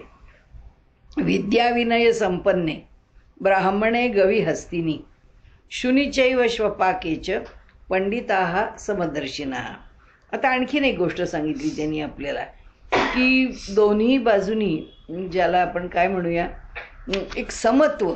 आम्हाला समत्वाचा जो विषय गीता सांगते आहे त्यामध्ये जे ज्ञानी आहेत ते जगाकडे मुळी समभावानीच पाहतात. आणि म्हणून त्यांनी सांगितलं की विद्या विनय संपन्ने ब्राह्मणे असाही कुणी असला किंवा गवा असला जे गाय असली तरीसुद्धा हस्तिनी हत्ती असला, श्वपाके चांडाल असला, शुनी कुत्रा असला, कुणीही असला तरीसुद्धा ते म्हणतात सगळ्यांशी तो समभावाने वागतो. कुणीही येऊ दे, कुणीही असू दे. आणि त्यामुळे आपण बघतो की थेट अगदी बिडकर महाराजांच्या सुद्धा चरित्रामध्ये आहे ना की त्या देवीच्या इथे जो म्हणजे सिंह येऊन बसत असे तो यांच्यासुद्धा जवळ येऊन सहज बसला. स्थिती तशी झाली ना. ज्याच्या हृदयात समभाव निर्माण झाला त्याच्या भावाला जाणण्याचं सामर्थ्य त्या जनावरात सुद्धा आहे, त्या प्राण्यात सुद्धा आहे. शेवटी अंतःकरणाची स्पंदन आहेत ती. काल परवा मला कुणीतरी सांगत होतं ते एका प्रकारचा म्हणजे ज्याला आपण साधना म्हणतो त्या साधनेचा अभ्यास करतात. त्याचे काही छोटे छोटे कोर्सेस आहेत. मग ते विनोदीच आहे असं म्हटलं तर फक्त याच्याशी संयुक्तिक आहे म्हणून. म्हणजे आपल्या घरातली जी कुत्री आहे वाचलं का ऐकलंय का यूट्यूबवर पाहिलंय? माहिती आहे. हां तर ती हे जे आहे त्यांच्याशी जो संपर्क आहे आपला, तो संपर्क योग्य व्हावा आणि त्यांनी आपल्याला चांगल्या प्रकाराने जाणावं आणि मग कसं त्यांच्याशी आपलं टेलिपॅथी म्हणा किंवा कम्युनिकेशन म्हणा, इंटरॅक्शन म्हणा, ती कशी व्हावी याकरता काही त्यांचे कोर्सेस आहेत. तर ती म्हणाली की मला आश्चर्य असं वाटलं की तो कोर्स करून 1-2 दिवस मी तिथे राहिले होते आणि मला असं वाटतं की त्या दिल के करीबमध्येच कुणाच्या तरी मुलाखतीत त्यांनी सांगितलं की माझ्या घरी एवढी एवढी प्राणी येतात, पक्षी येतात, काय कुत्री आहेत वगैरे. ते म्हणाले आश्चर्य असं की मी आणि माझ्या मुलीनी केला म्हणून मी केला आणि आम्ही दोघीजणी परत आलो. तर आम्ही जेव्हा यायला लागलो तेव्हा दुसऱ्यांची कुत्री किंवा इतर जनावरं किंवा प्राणी आम्हाला तिथे दिसते, तर ते आमच्या मागे मागे मागे मागे यायला. त्यांना ते आकर्षण म्हणजे तुमच्या हृदयामध्ये जी काही स्पंदनं त्यांनी शिकवताना दिली होती त्या स्पंदनांच्यामुळे त्यांना आम्ही त्यांच्या जवळचे वाटायला म्हणजे नंतर नाही राहिलं हे. फक्त तो ताजा ताजा केलेला कोर्स होता म्हणून अजून त्याचा प्रभाव होता आमच्यावर. सांगण्याचा हेतू असा की अशा छोट्या छोट्या जे थेरपीज म्हणा किंवा प्रॅक्टिकल काही सायन्सेस म्हणा ज्यांनी तुम्ही काही केलेल्या गोष्टी असतात त्याच्यातून सुद्धा हे मिळतं. इथे त्यांनी सांगितलं की प्राणी कोणताही असो, जीव कोणताही असो, त्या संतांची जी स्पंदनं आहेत ती त्याच्याशी त्या समभावात येतात आणि त्यामुळे हे संत सत्पुरुष रानावनामध्ये जरी जे गिरीकंदरामध्ये जरी बसले तरी नाग असो, साप असो, हे असे सिंह असो, वाघ असो, त्याचं काही भय राहत नाही. कारण भय वाटायला तो त्यांच्यापासून वेगळा राहत नाही. त्यांचं म्हटलं आहे की इथे पंडिता हा समदर्शिना. तर हा जो पंडित म्हणजे ज्ञानी, तर हा समदृष्टी ठेवणारा असतो. म्हणजे थोडक्यात असं की ज्ञानाचं एक लक्षण सांगितलं, पंडित शब्द वापरला आणि समदर्शिनी शब्द वापरला. म्हणजे ज्ञान कोरडं असून उपयोगी नाही. म्हणजे इथे बोलतो आपल्याकडे कीर्तनकारांच्या गोष्टी आहेत की एका गावामध्ये ते कीर्तनकार राहत होते आणि दुसऱ्या गावामध्ये जाऊन कीर्तन करत होते. तर रोज जायचे, राहण्याची सोय तिथे होती. त्या गावात कीर्तनाचं मंदिर होतं मोठं कीर्तनाकडे. रोजचं कीर्तन व्हायचं, कीर्तन झालं की ती नदी पार करून यायला लागायचं. त्या नदीतनं होडीतनं ते यायचे. रोजचं जाणं येणं चालू होतं तिथे. तर एके दिवशी असं होतं, इतका मुसळधार पाऊस येतो, इतका कोसळतो आणि नदीला अचानक एवढा पूर येतो की शक्यच नाही नदी तरून जाणं. त्या गावाहून यांच्यासारख्या बायका पण यायच्या रोज कीर्तन ऐकायला. तर त्या येणाऱ्या बायकाही आता अडकल्या, काय करावं, जायचं कसं आपण तिकडे. तर हे गृहस्थ म्हणाले नाही व मी तर काही जाऊ शकत नाही, इथे मंदिरातच मी निवास करतो. त्या बायका म्हणल्या नाही, लहान लहान लेकरं सोडून आलोय, घरदार, तुमचं जेवण करायचं काय. त्यांनी सांगितलं बुवा रोज सांगतो की भगवंताचं नाव घेतलं की आपण भवसागर तरून जातो. मग काय म्हणली, ही नदी तर आहे, आपण जाऊ. अहो काय पोहायला येतोय का काय येतोय. पण त्या बायका उतरल्या की त्या नदीत आणि गेल्या आपल्या घरी आणि दुसऱ्या दिवशी पुन्हा आल्या कीर्तनाला. ते म्हणाले तुम्ही, मी इथं राहिलो, तुम्ही कुठे गेला, घरी. म्हणाले गुरुजी तुम्ही गेला नाही. ते म्हणले केवढं पाणी होतं नदीला. काय झालं म्हणले, तुम्हीच सांगता ना आम्हाला की भवनदी पार करायची, इथं साधी नदी आहे म्हणले आमची. पण म्हणजे भाव आहे की ज्या भावानी मनुष्य जाऊ शकतो. तर हा जो समभाव आहे, हे समदर्शित्व आहे, हे ज्ञानाच्या पातळीवरचं लक्षण आहे. ही त्या बायकांच्या म्हणजे निरागस निष्पाप अंतःकरणाने जी उंची गाठली ती त्या ज्ञानाची उंची गाठली त्यावेळेपुरती. आता त्यांना एकदा कळलं गुरुजी गेले नव्हते, आपले कीर्तनकार बुवा, आपण जाऊन आलो. आता आज जायचं तर बुवा गेले नव्हते, आपण गेलो तो कसे जाऊन आलो. झाला संशयाला विषय संपला, काही राहत नाही त्याच्यातलं. आणि त्यामुळे इथे त्यांनी सांगितलं हे समदर्शन आहे, हा पंडित आहे, हा ज्ञानी आहे, पण कोरडा ज्ञानी नाही आहे. त्याची वृत्तीच समदर्शी झाली आहे आणि जो समदर्शी होतो तोच सगळ्याला सारखं पाहू शकतो, अन्यथा पाहू शकत नाही. आणि म्हणून आपल्याकडे ना हे प्रपंचातूनच शिकवत नाही. या सर्व गोष्टीनं आपण जे म्हणतो ना, बायका घरामध्ये कोणी का असे ना, घरातली असो, बाहेरची असो, कामाची माणसं असो, वेडेवाकडं वागणारी असो, सांभाळून न्या. सगळ्यांना सांभाळून घेऊन जायचं. ही सांभाळून घेणं म्हणजे तरी आपल्या पातळीवर काय समदर्शीच भाव आहे. आणखीन काय वेगळं आहे? म्हणजे पूर्वी जे म्हणायचे मीन माझी स्पेस न हे सगळं आता जे आलंय माझं माझं तुझं तुझं, तसं आता राहिलं नाही आहे. म्हणजे आता माणसाचं जी जागरूकता आहे मनाची ती इतकी आहे की त्याच्याकडे ह्याला तो ॲडजस्टमेंट म्हणतो किंवा हे मी स्वीकारू शकत नाही म्हणतो. काही वेळा तरी म्हणजे कसं आहे, घरामध्ये खूप माणसं आहेत, माणसांच्याच बरोबर राहतो. आता आमच्यासारख्याला तर सवयच नाही कोणाच्या बरोबर राहण्याची, तर तो म्हणतो की बाबा आम्ही कायम थोडी थोडीच माणसं राहिलो, 5-25 माणसं एकत्र राहण्याची आम्हाला सवय नाही. त्यामुळे इतक्या माणसांबरोबर कसं चालतं लोकांचं, या गर्दीमध्ये कसं त्यांना झेपतं रोजच्या रोज माहीत नाही.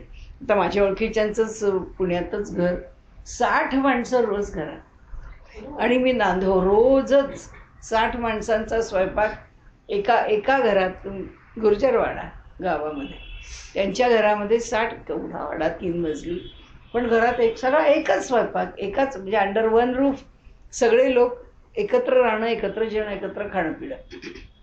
तसं मी नांदेडमध्ये घर पाहिलेलं आहे. त्यांच्या घरामध्ये सुद्धा घरामध्ये रोजची राहायला 40 माणसं रोजची. संध्याकाळी 8:30 वाजता सगळ्यांनी एकत्र यायचं प्रार्थनेच्या वेळी. बाकी तुम्ही एरवी जेवायच्या वेळी केव्हाही या, हे करा, म्हणजे तुमच्या कामाप्रमाणे मागे पुढे होत असेल. पण घरातल्या बायका सगळी सुंदर घर, खूप छान योजना आणि छान घर चालणार. पण संध्याकाळी 8:30च्या वेळी यायला जमणार नसेल तर तिथे चिठ्ठी पाहिजे त्या माणसाची. या आजच्या 8:30च्या प्रार्थनेच्या वेळी मी येऊ शकत नाही, कारण का मला अमक्या ठिकाणी जायचं आहे, तमुक व्हायचं आहे. सांगण्याचा हेतू असा की आता अलीकडच्या बायका म्हणतात घरात खूप, आता 2 दिवस तुम्ही एकट्या, कोणी सोबत नाही बोलवली, एकट्याच झोपणार, बरं वाटतंय म्हणजे घरात कोणी नाही हे बरं वाटतंय. म्हणजे याचा अर्थ ही आमची ॲडजस्टमेंट पूर्ण त्याचा काही भागच नाही आहे राहणं त्यांच्या सगळ्यांच्याबरोबर, म्हणून आम्ही राहतोय का आम्हाला ते सगळं जमतंय. म्हणजे 1-2 दिवस वाटल्याने बिघडतं असं नाही, पण सांगण्याचा त्याच्यातला हेतू असा आहे की शेवटी कुठंतरी मनामध्ये हे आपण ॲडजस्ट करतोय हा भाव आहे. आणि काहींच्या बाबतीमध्ये असं वाटत नाही त्याला, छे माणसं नाही घरात, असं कसं राहा रे पोरांनो तुम्ही दोघांनी इथे घरी, मी एकटी कशी राहू. म्हणजे ही जी प्रवृत्ती आहे ती नाही, आम्हाला बरोबर पाहिजे कोणीतरी. तर तो जो भाव आहे तो भाव पुन्हा वेगळा आहे. म्हणजे इतका सहज भाव आहे, इतकं सहज समरसता आहे, इतकं सहज जुळवून घेणं आहे. त्यांनी सांगितलं इथे की या अशा प्रकारचा जो भाव आहे, अशा प्रकारे इथे मनुष्य जो राहतो तो समदर्शी भाव हा इतका सोपा नाहीच. एवढ्या मोठ्या घरात इतकी माणसं, त्यांची इतकी तंत्र, इतकं सगळं असताना सुद्धा आपले पण त्या ठिकाणी जे जुळणं आहे, जुळवायचं म्हणून जुळवलं नाही, ते मन समरसून जाणं आहे, हा जो समभाव येणं आहे हा अवघड आहे. ही जी समस्थिती आहे ती अवघड आहे. म्हणजे आमच्यासारखा तर त्याच्यावर काही बोलूच शकत नाही, कारण इतक्या थोड्या लोकांबरोबर आपण राहिलेलो असतो हे आपल्याला सांगता येत नाही की आपण असं राहू शकू का नाही, राहिलो तर आम्ही कसे राहू वगैरे वगैरे. पण त्यांनी इथे सांगितलं आहे की या सगळ्यांच्या बरोबर असणं किंवा सगळ्यांबरोबर त्याच भावाने राहणं किंवा कधीही न विटणं त्या माणसांना, की नको ती माणसं आता नको नसली तर बरी असं न वाट, ह्या सर्व स्तर विचारात घेत गेलो तो समदर्शी नाहाचे अनेक हे पैलू आहेत. म्हणजे आपल्याला म्हणावं लागेल की साम्य भावानी राहणं किंवा समतेनी राहणं, सगळ्यांना जुळवून घेणं वगैरे वगैरे. तर त्याच्यामध्ये आजच्या दृष्टीने पाहिलं तर समदृष्टीचा विचार आपण फार थोडा करू शकतो, स्वतंत्रपणाने मनुष्य राहत असल्यामुळे आणि त्याच्या स्वातंत्र्याचा विचार करत असल्यामुळे. आता इथे त्यांनी सांगितलं की इह एव म्हणजे इथंच ह्याच पृथ्वी तलावरती तैर्जितहा म्हणजे तैही जितहा सर्गो, सर्ग म्हणजे ही जी सृष्टी आहे, जो संसार आहे सगळा निर्माण झालेला, येशाम ज्यांच्याकडून साम्ये स्थितम मनहा ज्यांचं मन आहे ते जेव्हा स्थिर भावाला आले, आपण आत्ता जे म्हटलं ना की ही जी ॲडजस्टमेंट म्हणून आपण करत राहतो, आणि ठीक आहे, मान्य करतो ती ॲडजस्टमेंट. ही ॲडजस्टमेंट करतो का आपलं मन तसं सगळ्याला तयार झालं आहे? तर ते म्हणतात जेव्हा मन स्थिर आहे त्यावेळी मनाला जे जे काही येईल, सर्गो येशाम साम्ये स्थितम मना, मन स्थिर भावाला, मन साम्यावस्थेला, मन असंतुलन रहित असं जेव्हा येतं, परिस्थिती कोणती असो, त्या परिस्थितीमध्ये मनुष्य जर सुखाने राहील, बिनतक्रार राहील, ती परिस्थिती विसरून राहील, तर या लोकात इथेच तो मुक्त आहे. या सर्गातून तो इथेच मुक्त झालेला आहे. इहैव तैर्जिता हा सर्गो, इथंच त्यांनी संसार जिंकला आहे. येशाम, ज्यांनी साम्ये स्थितम मना, आपल्या मनाला साम्यावस्थेमध्ये ठेवलेले. निर्दोषम ही समम ब्रह्म, असं का म्हणतो आपण की ब्रह्म हे एकतर निर्दोष आहे. आणि मन जर साम्यावस्थेला आलं तर आपण पण निर्दोष होऊ. आणि हे आपल्या बाबतीत कधीच होणं शक्य नाही, कारण आपल्याला फार मोठी गोष्ट आहे ती, की ज्याला ब्रह्मस्थितीच प्राप्त व्हायला पाहिजे, ब्राह्मी अवस्थाच प्राप्त व्हायला पाहिजे. पण निर्दोषम ही समम ब्रह्म, तो कोणासारखा, तुलना कोणाशी, ब्रह्माशी.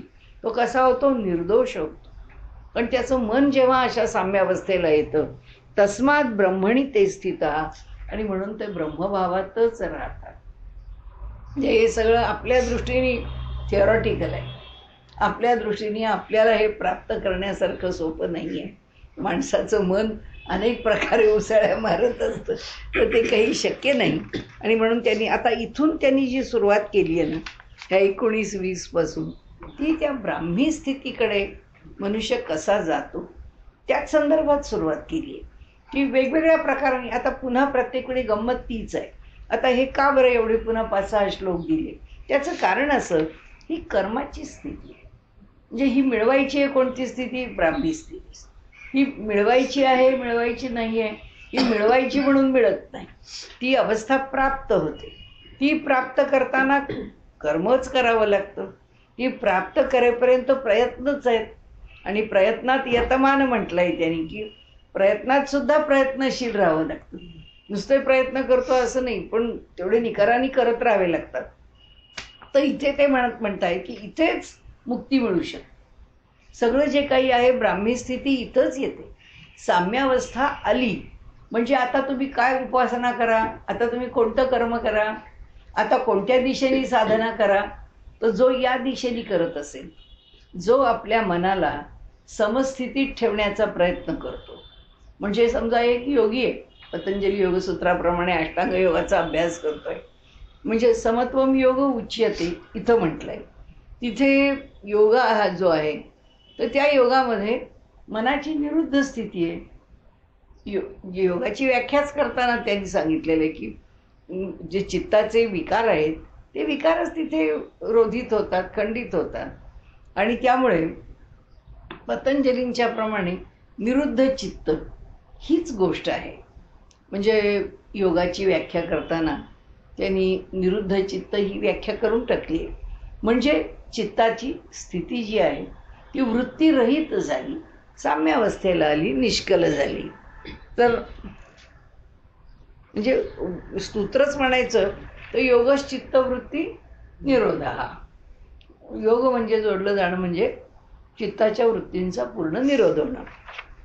तर आता यांनी आपल्याला सांगितलेली एक स्थिती आहे की 19व्या श्लोकात सांगितली.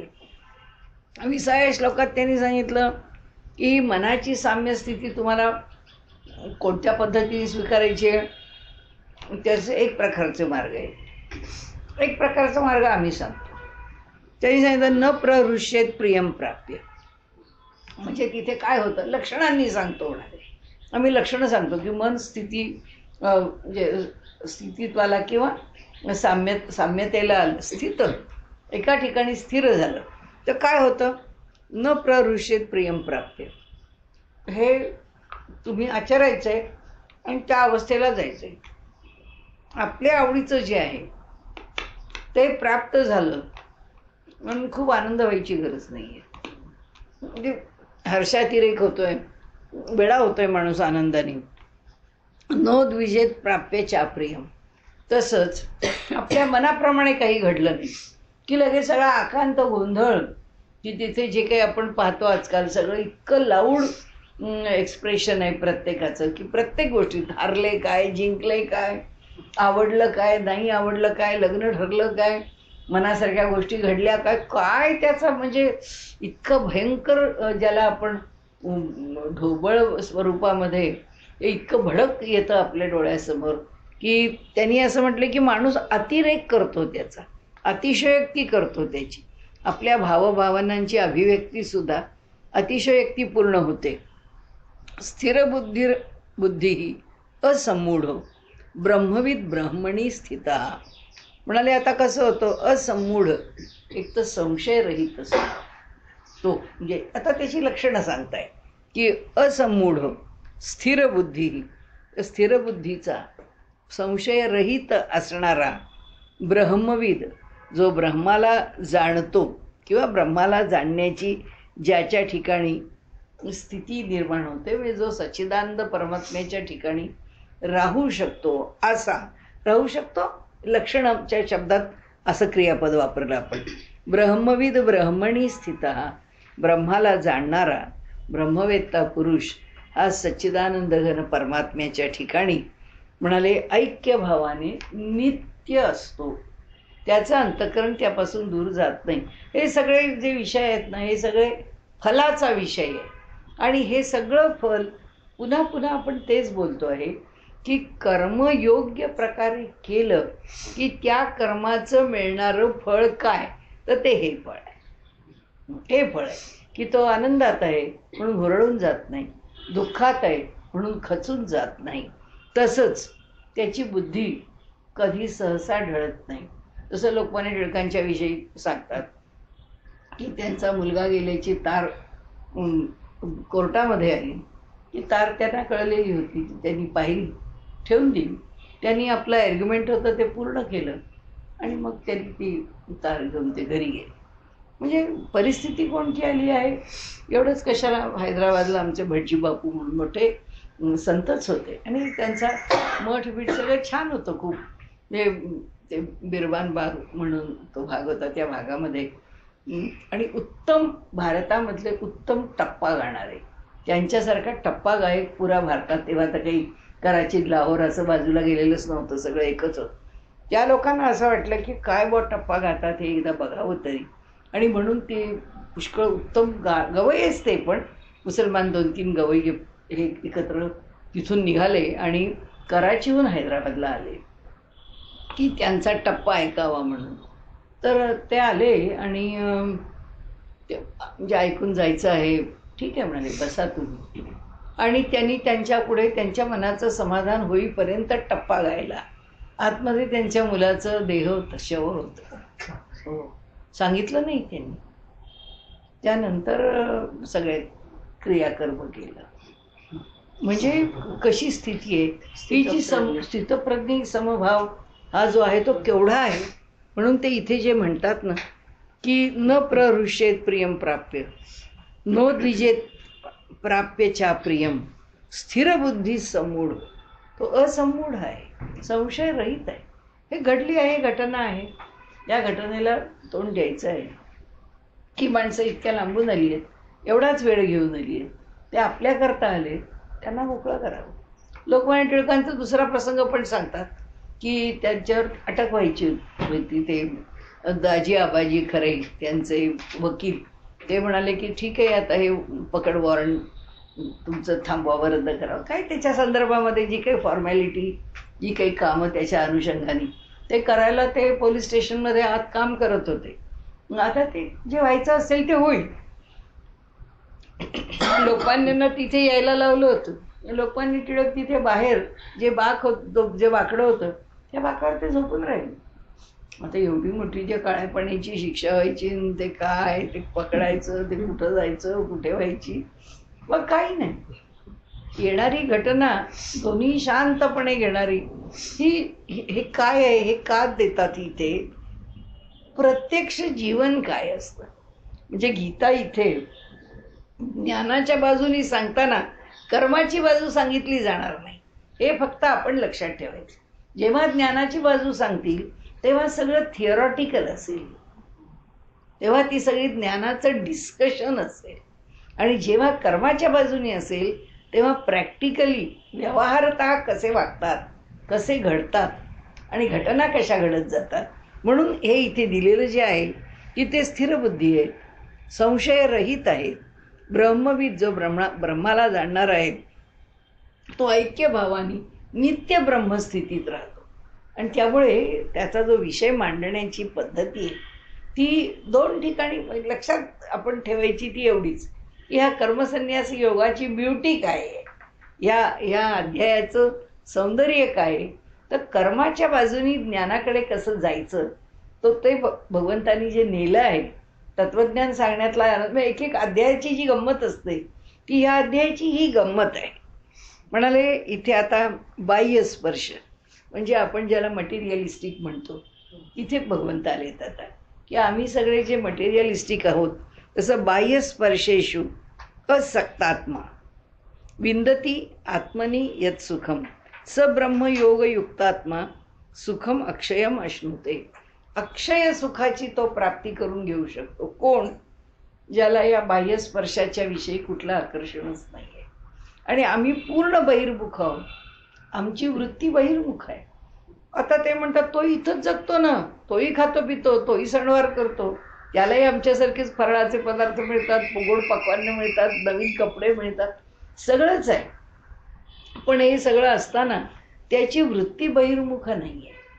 आम्ही आणि म्हणून तो कसा आहे ते म्हणाले असक्त आहे, तो त्यामध्ये अडकलेला नाही. आता तो विषय काही आपल्याला फार पुन्हा पुन्हा घ्यायची गरज नाही, कारण आसक्तीरहित अशा अंतःकरणाच्या पुरुषाला त्याला जो ब्रह्मयोग युक्तात्मा आहे म्हणजे काय आहे, आपल्या अंतःकरणामध्ये सातत्याने भगवंताचं तो ध्यान करणारा आहे. आणि त्या ठिकाणी त्याला अक्षय असा आनंद तो भगवंताच्या ब्रह्मयोग युक्तात्मा यांनी म्हटलं आहे की तो परमात्म्याच्या स्वरूपामध्ये ऐक्यभावाने राहतो, त्यामुळे तो त्याचा आनंद मिळवतो. असा तो सच्चिदानंद घन परमात्म्याशी एकरूप झाला. म्हणजे थोडक्यात काय आम्हाला त्यांनी सांगितलं की जितक्या बाह्य गोष्टीपासून तुमच्या मनाचं आकर्षण कमी होईल, जितके तुम्ही अंतर्मुख व्हाल, तितकी सुखाची प्राप्ती आहे, तितका मनुष्य समाधानी राहील, तितका मनुष्य तृप्त राहील, तितका मनुष्य स्थिर राहील. आता पुन्हा तेच पुन्हा कर्माकडून मिळणाऱ्या फलाचा विचार किंवा कर्माकडून मिळणारा आध्यात्मिक अधिकार हा या ठिकाणी ते सांगत जात आहे. म्हणून कर्मसन्यास, संन्यासचा अर्थ लक्षात ठेवायचा म्हणजे सम्यक न्यास. कशाचा केला? कर्माचा. कर्म ठेवलं सारखं त्या ठिकाणी जिथं ठेवलं. आता कुठं ठेवलं ते इथे सांगतात, ते कर्माचं स्वरूप सांगतायत ना की बहिर्मुख होऊ नका, अंतर्मुख व्हा, स्थिर व्हा, संशयरहित राहा, कोणत्याही गोष्टीचा फार आनंदाने म्हणजे उल्हासून जाऊ नका, दुःखाने खचून जाऊ नका वगैरे वगैरे. म्हणजे ही सगळी जी लक्षणं आहेत ती लक्षण रूपात सांगितली, आपल्याला उपदेश रूपात नाही आहे सांगितले, तत्वज्ञान रूपातच सांगितलं आहे की हे असं आहे, हे लक्षण आहे, हे लक्षण आहे, असंच सांगितलं आहे. आता इथे 22व्या श्लोकामध्ये सुद्धा त्यांनी तेच सांगितलं की येही संस्पर्श ज्या भोगा दुःख योनय एवते. म्हणाले हे सगळे जे भोग आहेत की जे आम्हाला संस्पर्शाने म्हणजे प्रत्यक्ष मिळणार आहेत, की पक्वान्न आहे, पुरणाची पोळी आवडते, खूप आवडते, आमचे नातेवाईक म्हणा, जवळचे म्हणा, ते नेहमी म्हणायचे की पुरणाची पोळी जन्मभर मला रोज खायला दिली तरी मला कंटाळा येत नाही, त्यामुळे रोज ती पुरणाची पोळी करून शेवटी त्यांच्या पत्नी म्हणाले मी रोज करीन. आणि त्या रोज पुरणाची पोळी करून 6 महिने कंटाळले नाही. 6 महिन्यांनी म्हणाले आता आज मला कंटाळा आला. हे कसं आहे, त्याच्याकरता शब्द वापरला आहे आद्यंतवंत, ज्याला आधी आणि अंत आहे, सुरुवात आहे आणि शेवट आहेच आहे. असे जे सगळे भोग आहेत तर ते कसे आहेत? संस्पर्श ज्या भोगा, त्याचा प्रत्यक्ष स्पर्श आहे, त्याच्याशी आपण जोडले जातो आणि जे आपण अनुभवतो त्या सगळ्याच्या ठिकाणी कुठेतरी साधा आपल्या आवडीचं जे सोन्याचा दागिना असो की खूप आवडीचे एखादं वस्त्र असो, वापरून खूप झालं आता वापरून, आता कंटाळा आला. माणूस म्हणतो तो इतका आवडीचा होता तरी कंटाळा आला. दागिना सुद्धा घडवलाय, 10 वर्ष वापरलाय, चला आता इतका वापरला, आता कंटाळा आला, आता आपण पुन्हा काहीतरी वेगळं घडवून घेऊया, तो पुन्हा एकदा करून घेऊ काय आपल्याला करावंसं वाटतं आहे ते. हे काय आहे, त्याच्या स्पर्शाचं जे सुख आहे ते तसं आवडलं म्हणून तेव्हा करून घेतलं. आता काय वाटलं, आता थोडंसं वेगळं काहीतरी करून घालावंसं वाटलं. म्हणजे जे करावंसं वाटलं होतं त्याचा कधीतरी शेवट झाला आहे. म्हणजे जे मिळवावंसं वाटतं ते जेव्हा नको असं होतं, याचा अर्थ असा की ते नाशवंत आहे, ते शाश्वत नाही, ते कायम तसंच असावं. असं काही आपल्याला आवडणारी एक गोष्ट तसंच असावं अशी एकच आहे, पण ती आमच्या हातातली नाही. की आपलं जीवन जे आहे ते असंच राहावं, असंच आनंदात राहावं आणि त्याचं तारुण्य तसंच राहावं, त्यातलं काहीच राहत नाही. त्यामुळे ते जसं येणार असेल तसंच ते येतं आणि म्हणून ते अंतवंत आहे, ते नश्वर आहेच, हे आपण समजूनच या जीवनामध्ये जगायचं आहे. आता ते जर तसंच आहे, ते जर तसंच नश्वर आहे, तर मग शाश्वत सुख काय आहे. म्हणून तर अध्यात्म किंवा ज्याच्या माध्यमातून आम्ही सुखाचा लाभ घेऊ शकतो आणि ह्या ज्या गोष्टी आहेत त्या तात्कालिक सुख देणारे आहेत, नंतर संपणारे आहेत. मग आता त्या तात्कालिक सुखामध्ये आम्ही किती रमायचं, तर ते का रमायचं, का नाही रमायचं, याच्यामध्ये माणसाच्या मनात खूप द्वंद्व आहेत. की तो म्हणतो नाही नाही, जोपर्यंत आहे तोपर्यंत खा प्या मजा करा, आम्हाला तर असंच वाटतं की असंच असावं. दुसरा म्हणतो अरे हे सगळं खरं आहे, पण हे सगळं वागून काही तुझ्यात फार फरक पडणार नाही, कारण ज्या दिवशी त्याच्यापासून तुझं मन विटून बाजूला जाईल त्या दिवशी तुझ्याकडे नो वे, तुला पर्यायच राहणार नाही. कारण तुला काहीच माहिती नाही की तुझं जे मन आहे ते दुसऱ्या कशात रमावं. झालं तो एकदम कोलमडून पडतो, नाही तर दुःखी होतो, नाही तर तो विड्रॉ होतो. मनुष्याचे काही काही प्रकार होऊन जातात. पण ज्याला काही पाया आहे त्याला असं होत नाही. आणि हे आपल्याला आता भारतात तर कळतंच आहे, परदेशात तर आहेच आहे. ही सगळी मंडळी आता बदलायला लागली. म्हणजे सौदी अरेबियासारख्या देशामध्ये सुद्धा ते लोक म्हणतात की हा जो देव आहे, ही जी पूजा करणं आहे, त्याच्या ज्या गोष्टी आहेत त्या सगळ्यात आनंदच आहे. कारण आम्ही ज्या प्रकाराने त्याच्याकडे पाहत होतो, आम्ही ज्या प्रकाराने धर्म म्हणून पाहत होतो, ते खरं स्वरूप नाही आहे. आम्हाला आवडतं आहे, आम्हाला नमस्कार करायला आवडतं आहे, आम्हाला कुठेतरी जायला आवडतं आहे, आम्हाला त्याच्याकरता काहीतरी करायला आवडतं आहे. कारण काय झालं, हे सगळं एक्स्ट्रोवर्ट, टोटल एक्स्ट्रोवर्ट आहे ना.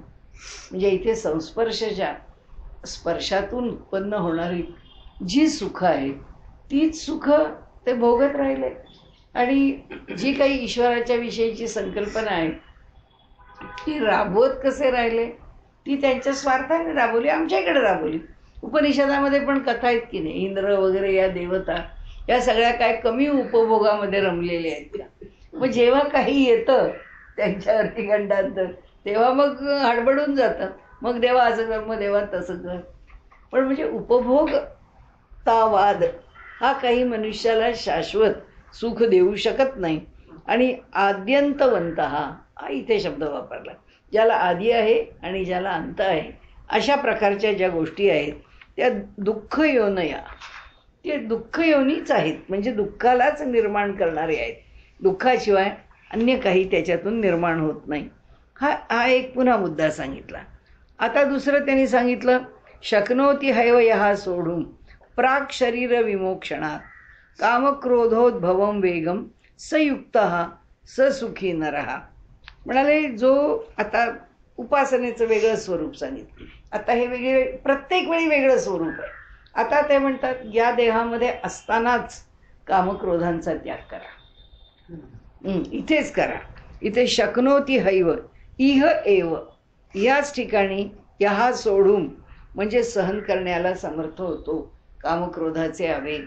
कारण मोदी म्हणतात ना, रोज मी 1 किलो 2 किलो 5 किलो 10 किलो शिव्या खातोच आहे, 5-50 किलो. पण त्या खाऊन पचवण्याची ताकद ज्यांच्या ठिकाणी येईल, ते जे पचवणं आहे ते पचवणं. आता तिथे कसं आहे बघा, मोदी रोज पचवतात शिव्या, रोज त्या शिव्यानी उत्तर देत नाही, पण इलेक्शन आली की त्या सगळ्याचं उट्टं काढतात. हा, सगळ्याचं. आता आपण काय म्हणू, माझ्या विचारांप्रमाणे मी म्हणेन की त्याचा ते वचपा काढतात. त्यांची फिलॉसॉफिकल भूमिका आहे. ती भूमिका काय म्हणेल की जसं सर्जनला हातात शस्त्र उचलावं लागतं तेव्हाच त्याला पोट फाडता येतं आणि त्याचं ऑपरेशन करता येतं, तसंच आहे. आता हे जर इलेक्शन नावाचं ऑपरेशन मला जर जिंकायचं आहे तर मला हे सगळं एक्सपोज करावंच लागेल. मला काय फरक पडतो?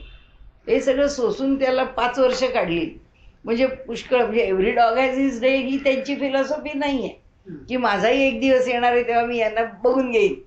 ती नाही आहे. मला पुन्हा माझ्याच पक्षाला जिंकून द्यायचं. ते जिंकून देताना ह्याचं किती भांडवल करता येईल बघा. त्याचं भांडवल कर. जसं लोक म्हणतात की राम जन्मभूमीचं तुम्ही भांडवल करता, तर ते म्हणतात रामजन्मभूमीचं भांडवल कशाला? हेही भांडवलच आहे. तुम्ही जे द्याल ते तुमच्या दृष्टीने जर भांडवलच आहे तर सगळंच भांडवल आहे. म्हणजे दुसरा माणूस त्याला टीका करून त्याला भांडवल म्हणतो आणि ते स्वतः जे घडलं आहे त्याचा उपयोग करून मला काय चांगलं करायचं आहे त्याच्याकरता मी वापरतोय. मला ते वापरायचं आहे कारण ते वापरल्याने मला या गोष्टी मिळणार आहे. आता कालच साधी मी ते देवधरांचं व्याख्यान ऐकत होते. ते व्याख्यान ऐकताना अनेक गोष्टी त्यांनी माहिती नसलेल्या सांगितल्या. तेव्हा ते म्हणाले ही मुर्मू, त्यांना द्रौपदी मुर्मू काय आहे म्हणाले, या काँग्रेसवाल्यांनी वाटेल तशी टीका केली आणि म्हणजे एवढा सुद्धा अनादर करून योग्य नाही त्यांच्या दिसण्यावरनं रूप परिस्थिती वगैरे.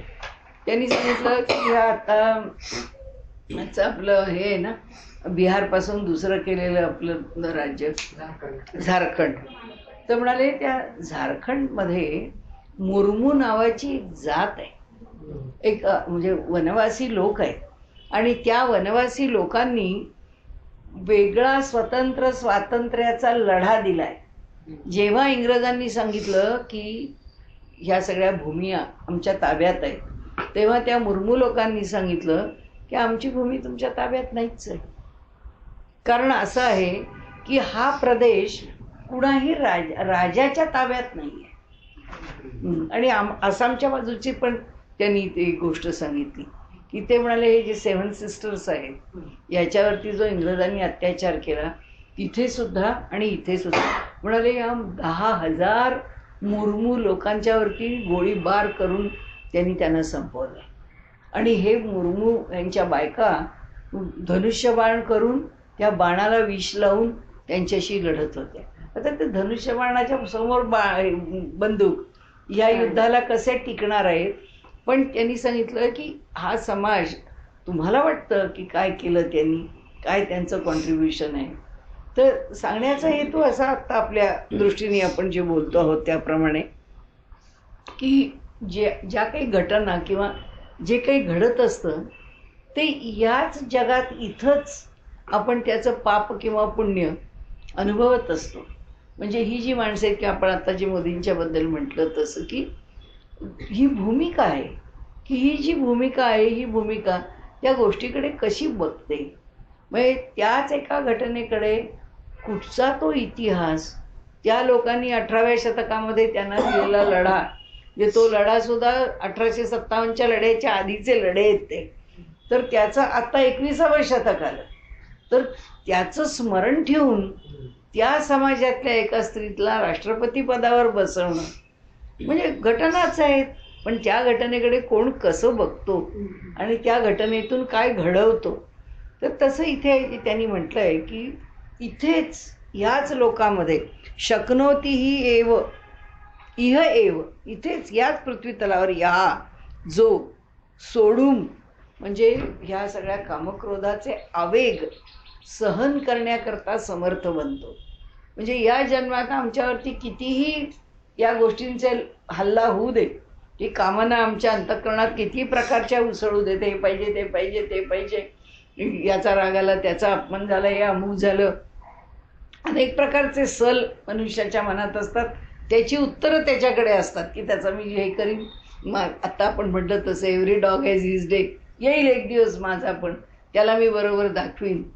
हे जे सगळं माणसाचं असतं त्यांनी सांगितलं ह्या सर्व गोष्टी कुठल्याही प्रकारच्या विकृतीशिवाय जेव्हा मनुष्याकडे सहन करण्याची ताकद येते इथेच त्यांनी म्हटले प्रोढुम प्राक शरीर विमोक्षणात, म्हणजे प्राक म्हणजे पूर्वी, शरीर विमोक्षणात शरीर सुटण्याच्या पूर्वी कामक्रोधोद्भवम वेगम, कामक्रोधामुळे निर्माण होणारे जे वेग आहेत, जे मनामध्ये वृत्तीचे तरंग आहेत, सयुक्त हा ससुखी नरहा.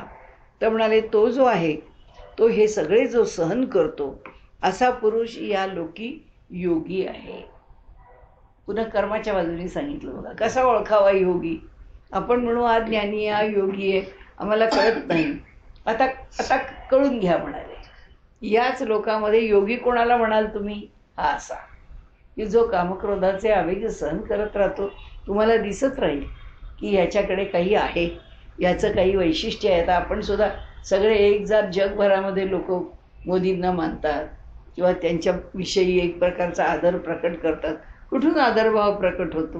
कारण प्रत्येकाला त्यातलं दिसतं. म्हणजे या कर्ममार्गाची गोष्ट अशी आहे की त्या कर्माचं आचरण करताना, उपासना करताना ती व्यक्ती समोर दिसत असते आणि त्याचे रिझल्ट दिसत असतात. आपण ते रिझल्ट पाहत असतो, त्याचे परिणाम पाहत असतो, त्याचं आचरण आपण अनुभवत असतो आणि म्हणून तो सुखी आहे हे आम्हाला तिथेच दिसतं. आणि आपल्या व्यवहाराच्या पातळीवरती सुद्धा जर आपण विचार केला की मोदी योजना आखतात आणि त्या पुऱ्याच होतात हो. मोदींनी संकल्प केला की पुराच होतो हो. आपल्याला आश्चर्य का? ते इथे म्हणतात तसं आहे की इथे जर तुम्ही सामर्थ्याने प्रत्येक गोष्टीला तोंड देत तुम्ही काय काय नाही अवलंबत आहे, उत्तम संकल्प करताय. म्हणजे पहिलं काय? सत्यसंकल्पाचा दाता नारायण. म्हणजे तुमचा संकल्प उत्तम असेल त्याच्या मागे ईश्वर उभाच आहे. आता तुम्ही संकल्प केला त्याच्याकरता तुम्ही प्रयत्न करता आहात.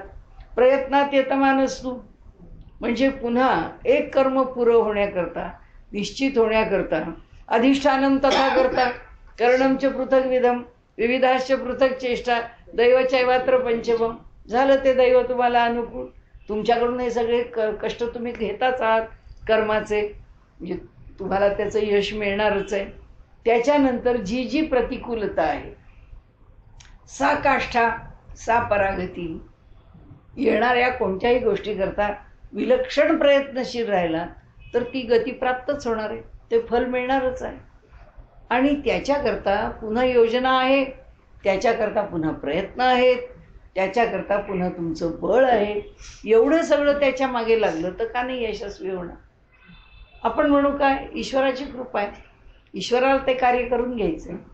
कारण ईश्वराची योजना आहेच ना, त्याला त्या त्यावेळी जे करून घ्यायचं आहे. मग हे आत्ता करतायत आणि त्यावेळी काय कोण कमी होते का? त्यावेळी या एकेकाने आपली आयुष्य दिली, काय या क्रांतिकारकांनी त्याग केलेत, काय छळ सोसलेत, मग एवढं सगळं सोसलं. मग त्यावेळी का नाही झटदिशी रिझल्ट मिळाला? त्यावेळी नव्हता द्यायचं. शेवटी तो आहे, त्याला काय द्यायचंय, काय करायचंय, केव्हा करायचंय, कसं करायचंय हे तो ठरवतोय. आणि त्यामुळे त्यांनी म्हटलंय की जगात चाललेले सगळे व्यवहार या प्रकृतीकडून चाललेत आणि ती प्रकृती त्या परमेश्वराला अधीन आहे. त्यामुळे त्या प्रकृतीच्याकडनं जी जी परिणाम, आता तीच प्रकृती समजा मला हे देते, माझ्या कर्माचं फळ देते असं धरू आपण. प्रकृती म्हणजे सगुण परमात्मा आहे, जो कर्मफलाचा दाता आहे, तो देतो आहे. आता तो जो संकल्प करणारा परमात्मा आहे तो जर मला त्याचं फळ ते देतो आहे आणि आज जर त्याच कर्माचं फळ, तितकीच कष्ट आहे, तितकीच मेहनत आहे, त्याचं फळ आज तो वेगळं देतो, मग तेव्हा का नाही दिलं त्यांनी? आत्ता तो देतो असं म्हणता, मग तेव्हा का नाही दिलं? त्याची इच्छा, त्याची मर्जी. आणि का? कारण त्यांनी हे सगळं जग, पुन्हा त्याचं उत्तर, ईश्वर सर्वभूतानां हृदयेषु तिष्ठती भ्रामयन् सर्वभूतानि यंत्रारूढानि माया. आम्हाला त्या जायंट व्हीलवर टाकून दिलंय. एकदा त्यांनी त्याचा आजच्या भाषेत बोलायचं तर एक पॅकेज देऊन टाकलेलं आहे. आता त्याप्रमाणे ते सगळं पुढे होत जाणार आहे. मग ती प्रकृती काय करते, हे प्रत्येक वेळी त्याला हॅलो हाऊ आर यू म्हणून त्याला परमात्मा आता पुढं काय करू किंवा ब्रह्मा आता काय करू ही काही त्याला विचारायला जात नाही, तिला करावंच लागत नाही. कारण तिला तिचं चक्र आखून दिलेलं आहे. एकदा तुम्हाला तुमचं प्रोग्राम दिला की संपलं. अकॉर्डिंग टू द प्रोग्राम काम पुढे होत राहतं. तशी ती प्रकृती करत राहते. ती म्हणते मला काय माहीत नाही, हे सगळे या नियमात बसवलं. म्हणून सृष्टी कशामध्ये बसलेली? नियमाने बांधलेली. नियमामध्ये म्हणून तर त्या भ्रामयन सर्व भूतानी यंत्रारूढानी माया. एखाद्या यंत्रावरती म्हणजे त्या जायंट व्हीलवरती जसं टाकलेले असतात ती राहटगाडी आणि ती जशी फिरत असतात तसेच हे जीव फिरत राहतात, त्याप्रमाणेच फिरतात. म्हणजे हे एक लक्षात का ठेवायचं, तर आता त्यांनी पुढे शेवटी त्यांनी ब्रह्मनिर्वाण शब्द वापरून पुन्हा पुन्हा विषय सांगितलाय. त्याच्यामध्ये सुद्धा अशीच लक्षणं सांगितली आहेत की अंतरात्म्यात तो कसा सुखी होतो, तो आतमध्ये त्याला ज्ञानाचा प्रकाश मिळाला की तो सुखी आहे, ही भूमिका. सच्चिदानंद घन परमेश्वराची त्याचं अंतःकरण ऐक्य साधून कसं राहतं. कारण आता ते पुन्हा पुन्हा त्यांनी आता साधनेचे शब्द सांगितले नाहीत, आता त्यांनी एकच सांगितलं, ह्या सगळ्यांच्या ठिकाणी ब्रह्मनिर्वाण प्राप्त होतं. आणि ब्रह्मनिर्वाण शब्दाचा अर्थ इथे त्यांनी शांती असा घेतलेला आहे. आणि मग त्यांनी सांगितलं की योगी या शब्दाचा एका ठिकाणी सांख्ययोगी असा अर्थ घेतला आहे. स योगी ब्रह्मनिर्वाणम ब्रह्मभूतोधिगच्छति. अर्थ कोणताही घेऊ शकतो, पण याचा अर्थ काय झाला, जाता जाता इथे यांनी जे हे भगवंताला काय अपेक्षित आहे आपल्याला माहीत नाही, व्यासांना काय अपेक्षित आहे ते त्याहून आपल्याला माहीत नाही, परंतु इथे योगी शब्द त्यांनी ज्ञानाकरता वापरला आणि चालला आहे विषय वास्तविक कर्माचा. आता त्या कर्मामध्ये तितकंच ज्ञान अनुस्यूत आहे आणि ज्ञानामध्ये तितकंच कर्म अनुस्यूत आहे. हे मला असं वाटतं की त्यांना आपल्याला पुन्हा एकदा स्मरणात आणून द्यायचं आहे. आणि म्हणून पुन्हा लभंते ब्रह्मनिर्वाणम ऋषयः क्षीणकल्मषः छिन्नद्वैधा येतात, म्हणजे सगळे पुन्हा तेच जी स्थिती आहे. पुन्हा कामक्रोध याचाच विषय मांडला आहे. म्हणजे आता पुन्हा स्पर्शान कृत्वा, पुन्हा बाह्य ज्याला आपण म्हणू बहिर्मुख वृत्ती वगैरे तोच विषय मांडला आहे. पुन्हा मोक्षपरायण असावं विषय तोच मांडला आहे. आणि म्हणून आता इथे शेवटी त्यांनी असं म्हटलं, भोक्तारम यज्ञ तपसाम सर्वलोक महेश्वरम सुहृदाम सर्वभूतानाम ज्ञात्वा माम शांती मृच्छती. म्हणजे त्यांनी सांगितलंय की माम, आता भगवंत सांगतोय की मला यज्ञ तप यांचा जो भोगता आहे करू दे, त्याला यज्ञ करायचं, त्याला तप केवढ्या ब्रांचेस आहेत. आता तिकडे काही शाखोपशाखा कमी नाही आहेत यज्ञ आणि तपाच्या ठिकाणी. सर्व लोक महेश्वरम, सर्व लोकांचा जो ईश्वर म्हणजे ईश्वराचाही जो ईश्वर आहे, तसंच सर्व भूतानाम सुहृदम म्हणजे जो सर्व भूतमात्रांच्या ठिकाणी सुहृद म्हणजे अगदी कुठल्याच अपेक्षेच्या शिवाय भगवंत आपल्याकरता करतो, तो काय करतो, तो सुहृद आहे. सर्व भूतमात्रांच्या ठिकाणी त्याची तीच प्रवृत्ती आहे. म्हणजे जेव्हा तो शिक्षा देतो तेव्हा सुद्धा तो दयाळूच आहे. तो दयेनी म्हणून तर आपल्याकडे भागवतामध्ये पूतना उद्धार म्हटलंय, कंस उद्धार म्हटलंय की भगवंताला बघून घेतो तुझ्याकडे, या भूमिकेतून नाही आहे इथे. त्यामुळे सुहृदम, तो सुहृद आहे आमचा.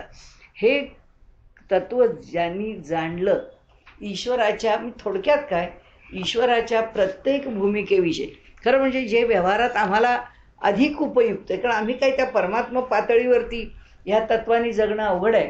पण हे तत्व आम्हाला व्यवहारात जर आणता आलं की विषय कोणताही असो, समोरचा माणूस कसाही असो, पण त्याच्या बाबतीमध्ये त्याला जाणून घेऊन ध्यान सोडून चला पुढे, असं जसं आम्ही ज्यावेळी करायला लागू त्यावेळी खरी शांती आम्ही मिळवू. व्यवहारामध्ये सुद्धा शांतता तेव्हा येईल, ती भगवंताच्या ठिकाणी येईल, तो भाग वेगळा. हीच प्रॅक्टिस आहे, त्याच्याकरता हाच सराव आहे. त्याच्याकरता हे देवाने दिलेलं प्रॅक्टिकल आपल्याला जगामध्ये व्यवहाराच्या पातळीवरती प्रसंग देऊन ठेवले की यातनं बघा, यातनं कसे सुटता बघा, यात कसे वागता बघा. आणि असं या 5व्या अध्यायामध्ये मी पुन्हा अगदी शेवटी एका वाक्यात विचार करायचा, तर कर्माला कसं वळवावं, कसं वाकवावं, कसं त्याच्यावरती निष्ठा ठेवावी, त्या कर्मामध्ये आपण सातत्याने परायण कसं राहावं, आपले मनबुद्धी कर्माच्या विषयी कसे निसंशय ठेवावेत आणि मग त्याचा जो अनुभव घ्यावा, तो अनुभव इथे त्यांनी सांगितला. म्हणजे सगळा खेळ कर्माशी आहे आणि कर्माला कोणी ओलांडून जाऊ शकत नाही. म्हणजे कर्माचं जे महात्म्य आहे ना, ते प्रकृतीच आम्हाला खेळवते. हे जेव्हा त्यांनी सांगितलंय तेव्हा तुम्ही कर्माला सोडून कुठेही जाऊ शकत नाही. कर्माला गांभीर्याने घ्या. म्हणजे लोकांना असं वाटतं आम्ही ज्ञानमार्गाने जाऊ, ज्ञानमार्ग फार श्रेष्ठ आहे. तर इथे त्यांनी या कर्ममार्गाची मोठी भूमिका तयार करून ठेवली असं म्हणू आपण. जितकं त्याच्यावर बारीक बारीक चिंतन करत जाऊ तितकी आपल्याला गंमत वाटते की किती भगवंतानी तो विषय, खरा तो व्यवहाराच्या दृष्टीने आमच्या तो अधिक जवळच आहे. पण आम्हाला सगळं बुद्धीला खाद्य पाहिजे, अमुक पाहिजे, तमुक पाहिजे. आम्हाला ह्या गोष्टी किरकोळ वाटतात. रोज रोज तेच तेच काय म्हणायचं, रोज तेच तेच काय जप करायचा, दरवर्षी तेच काय सणवार करायचे, त्याच्यात काही बदल नको का? अरे ते समर्थांनी म्हटलंय तसं वाचिलेची वाचावे, विवरिलेची विवरावे, हेच खरं आहे.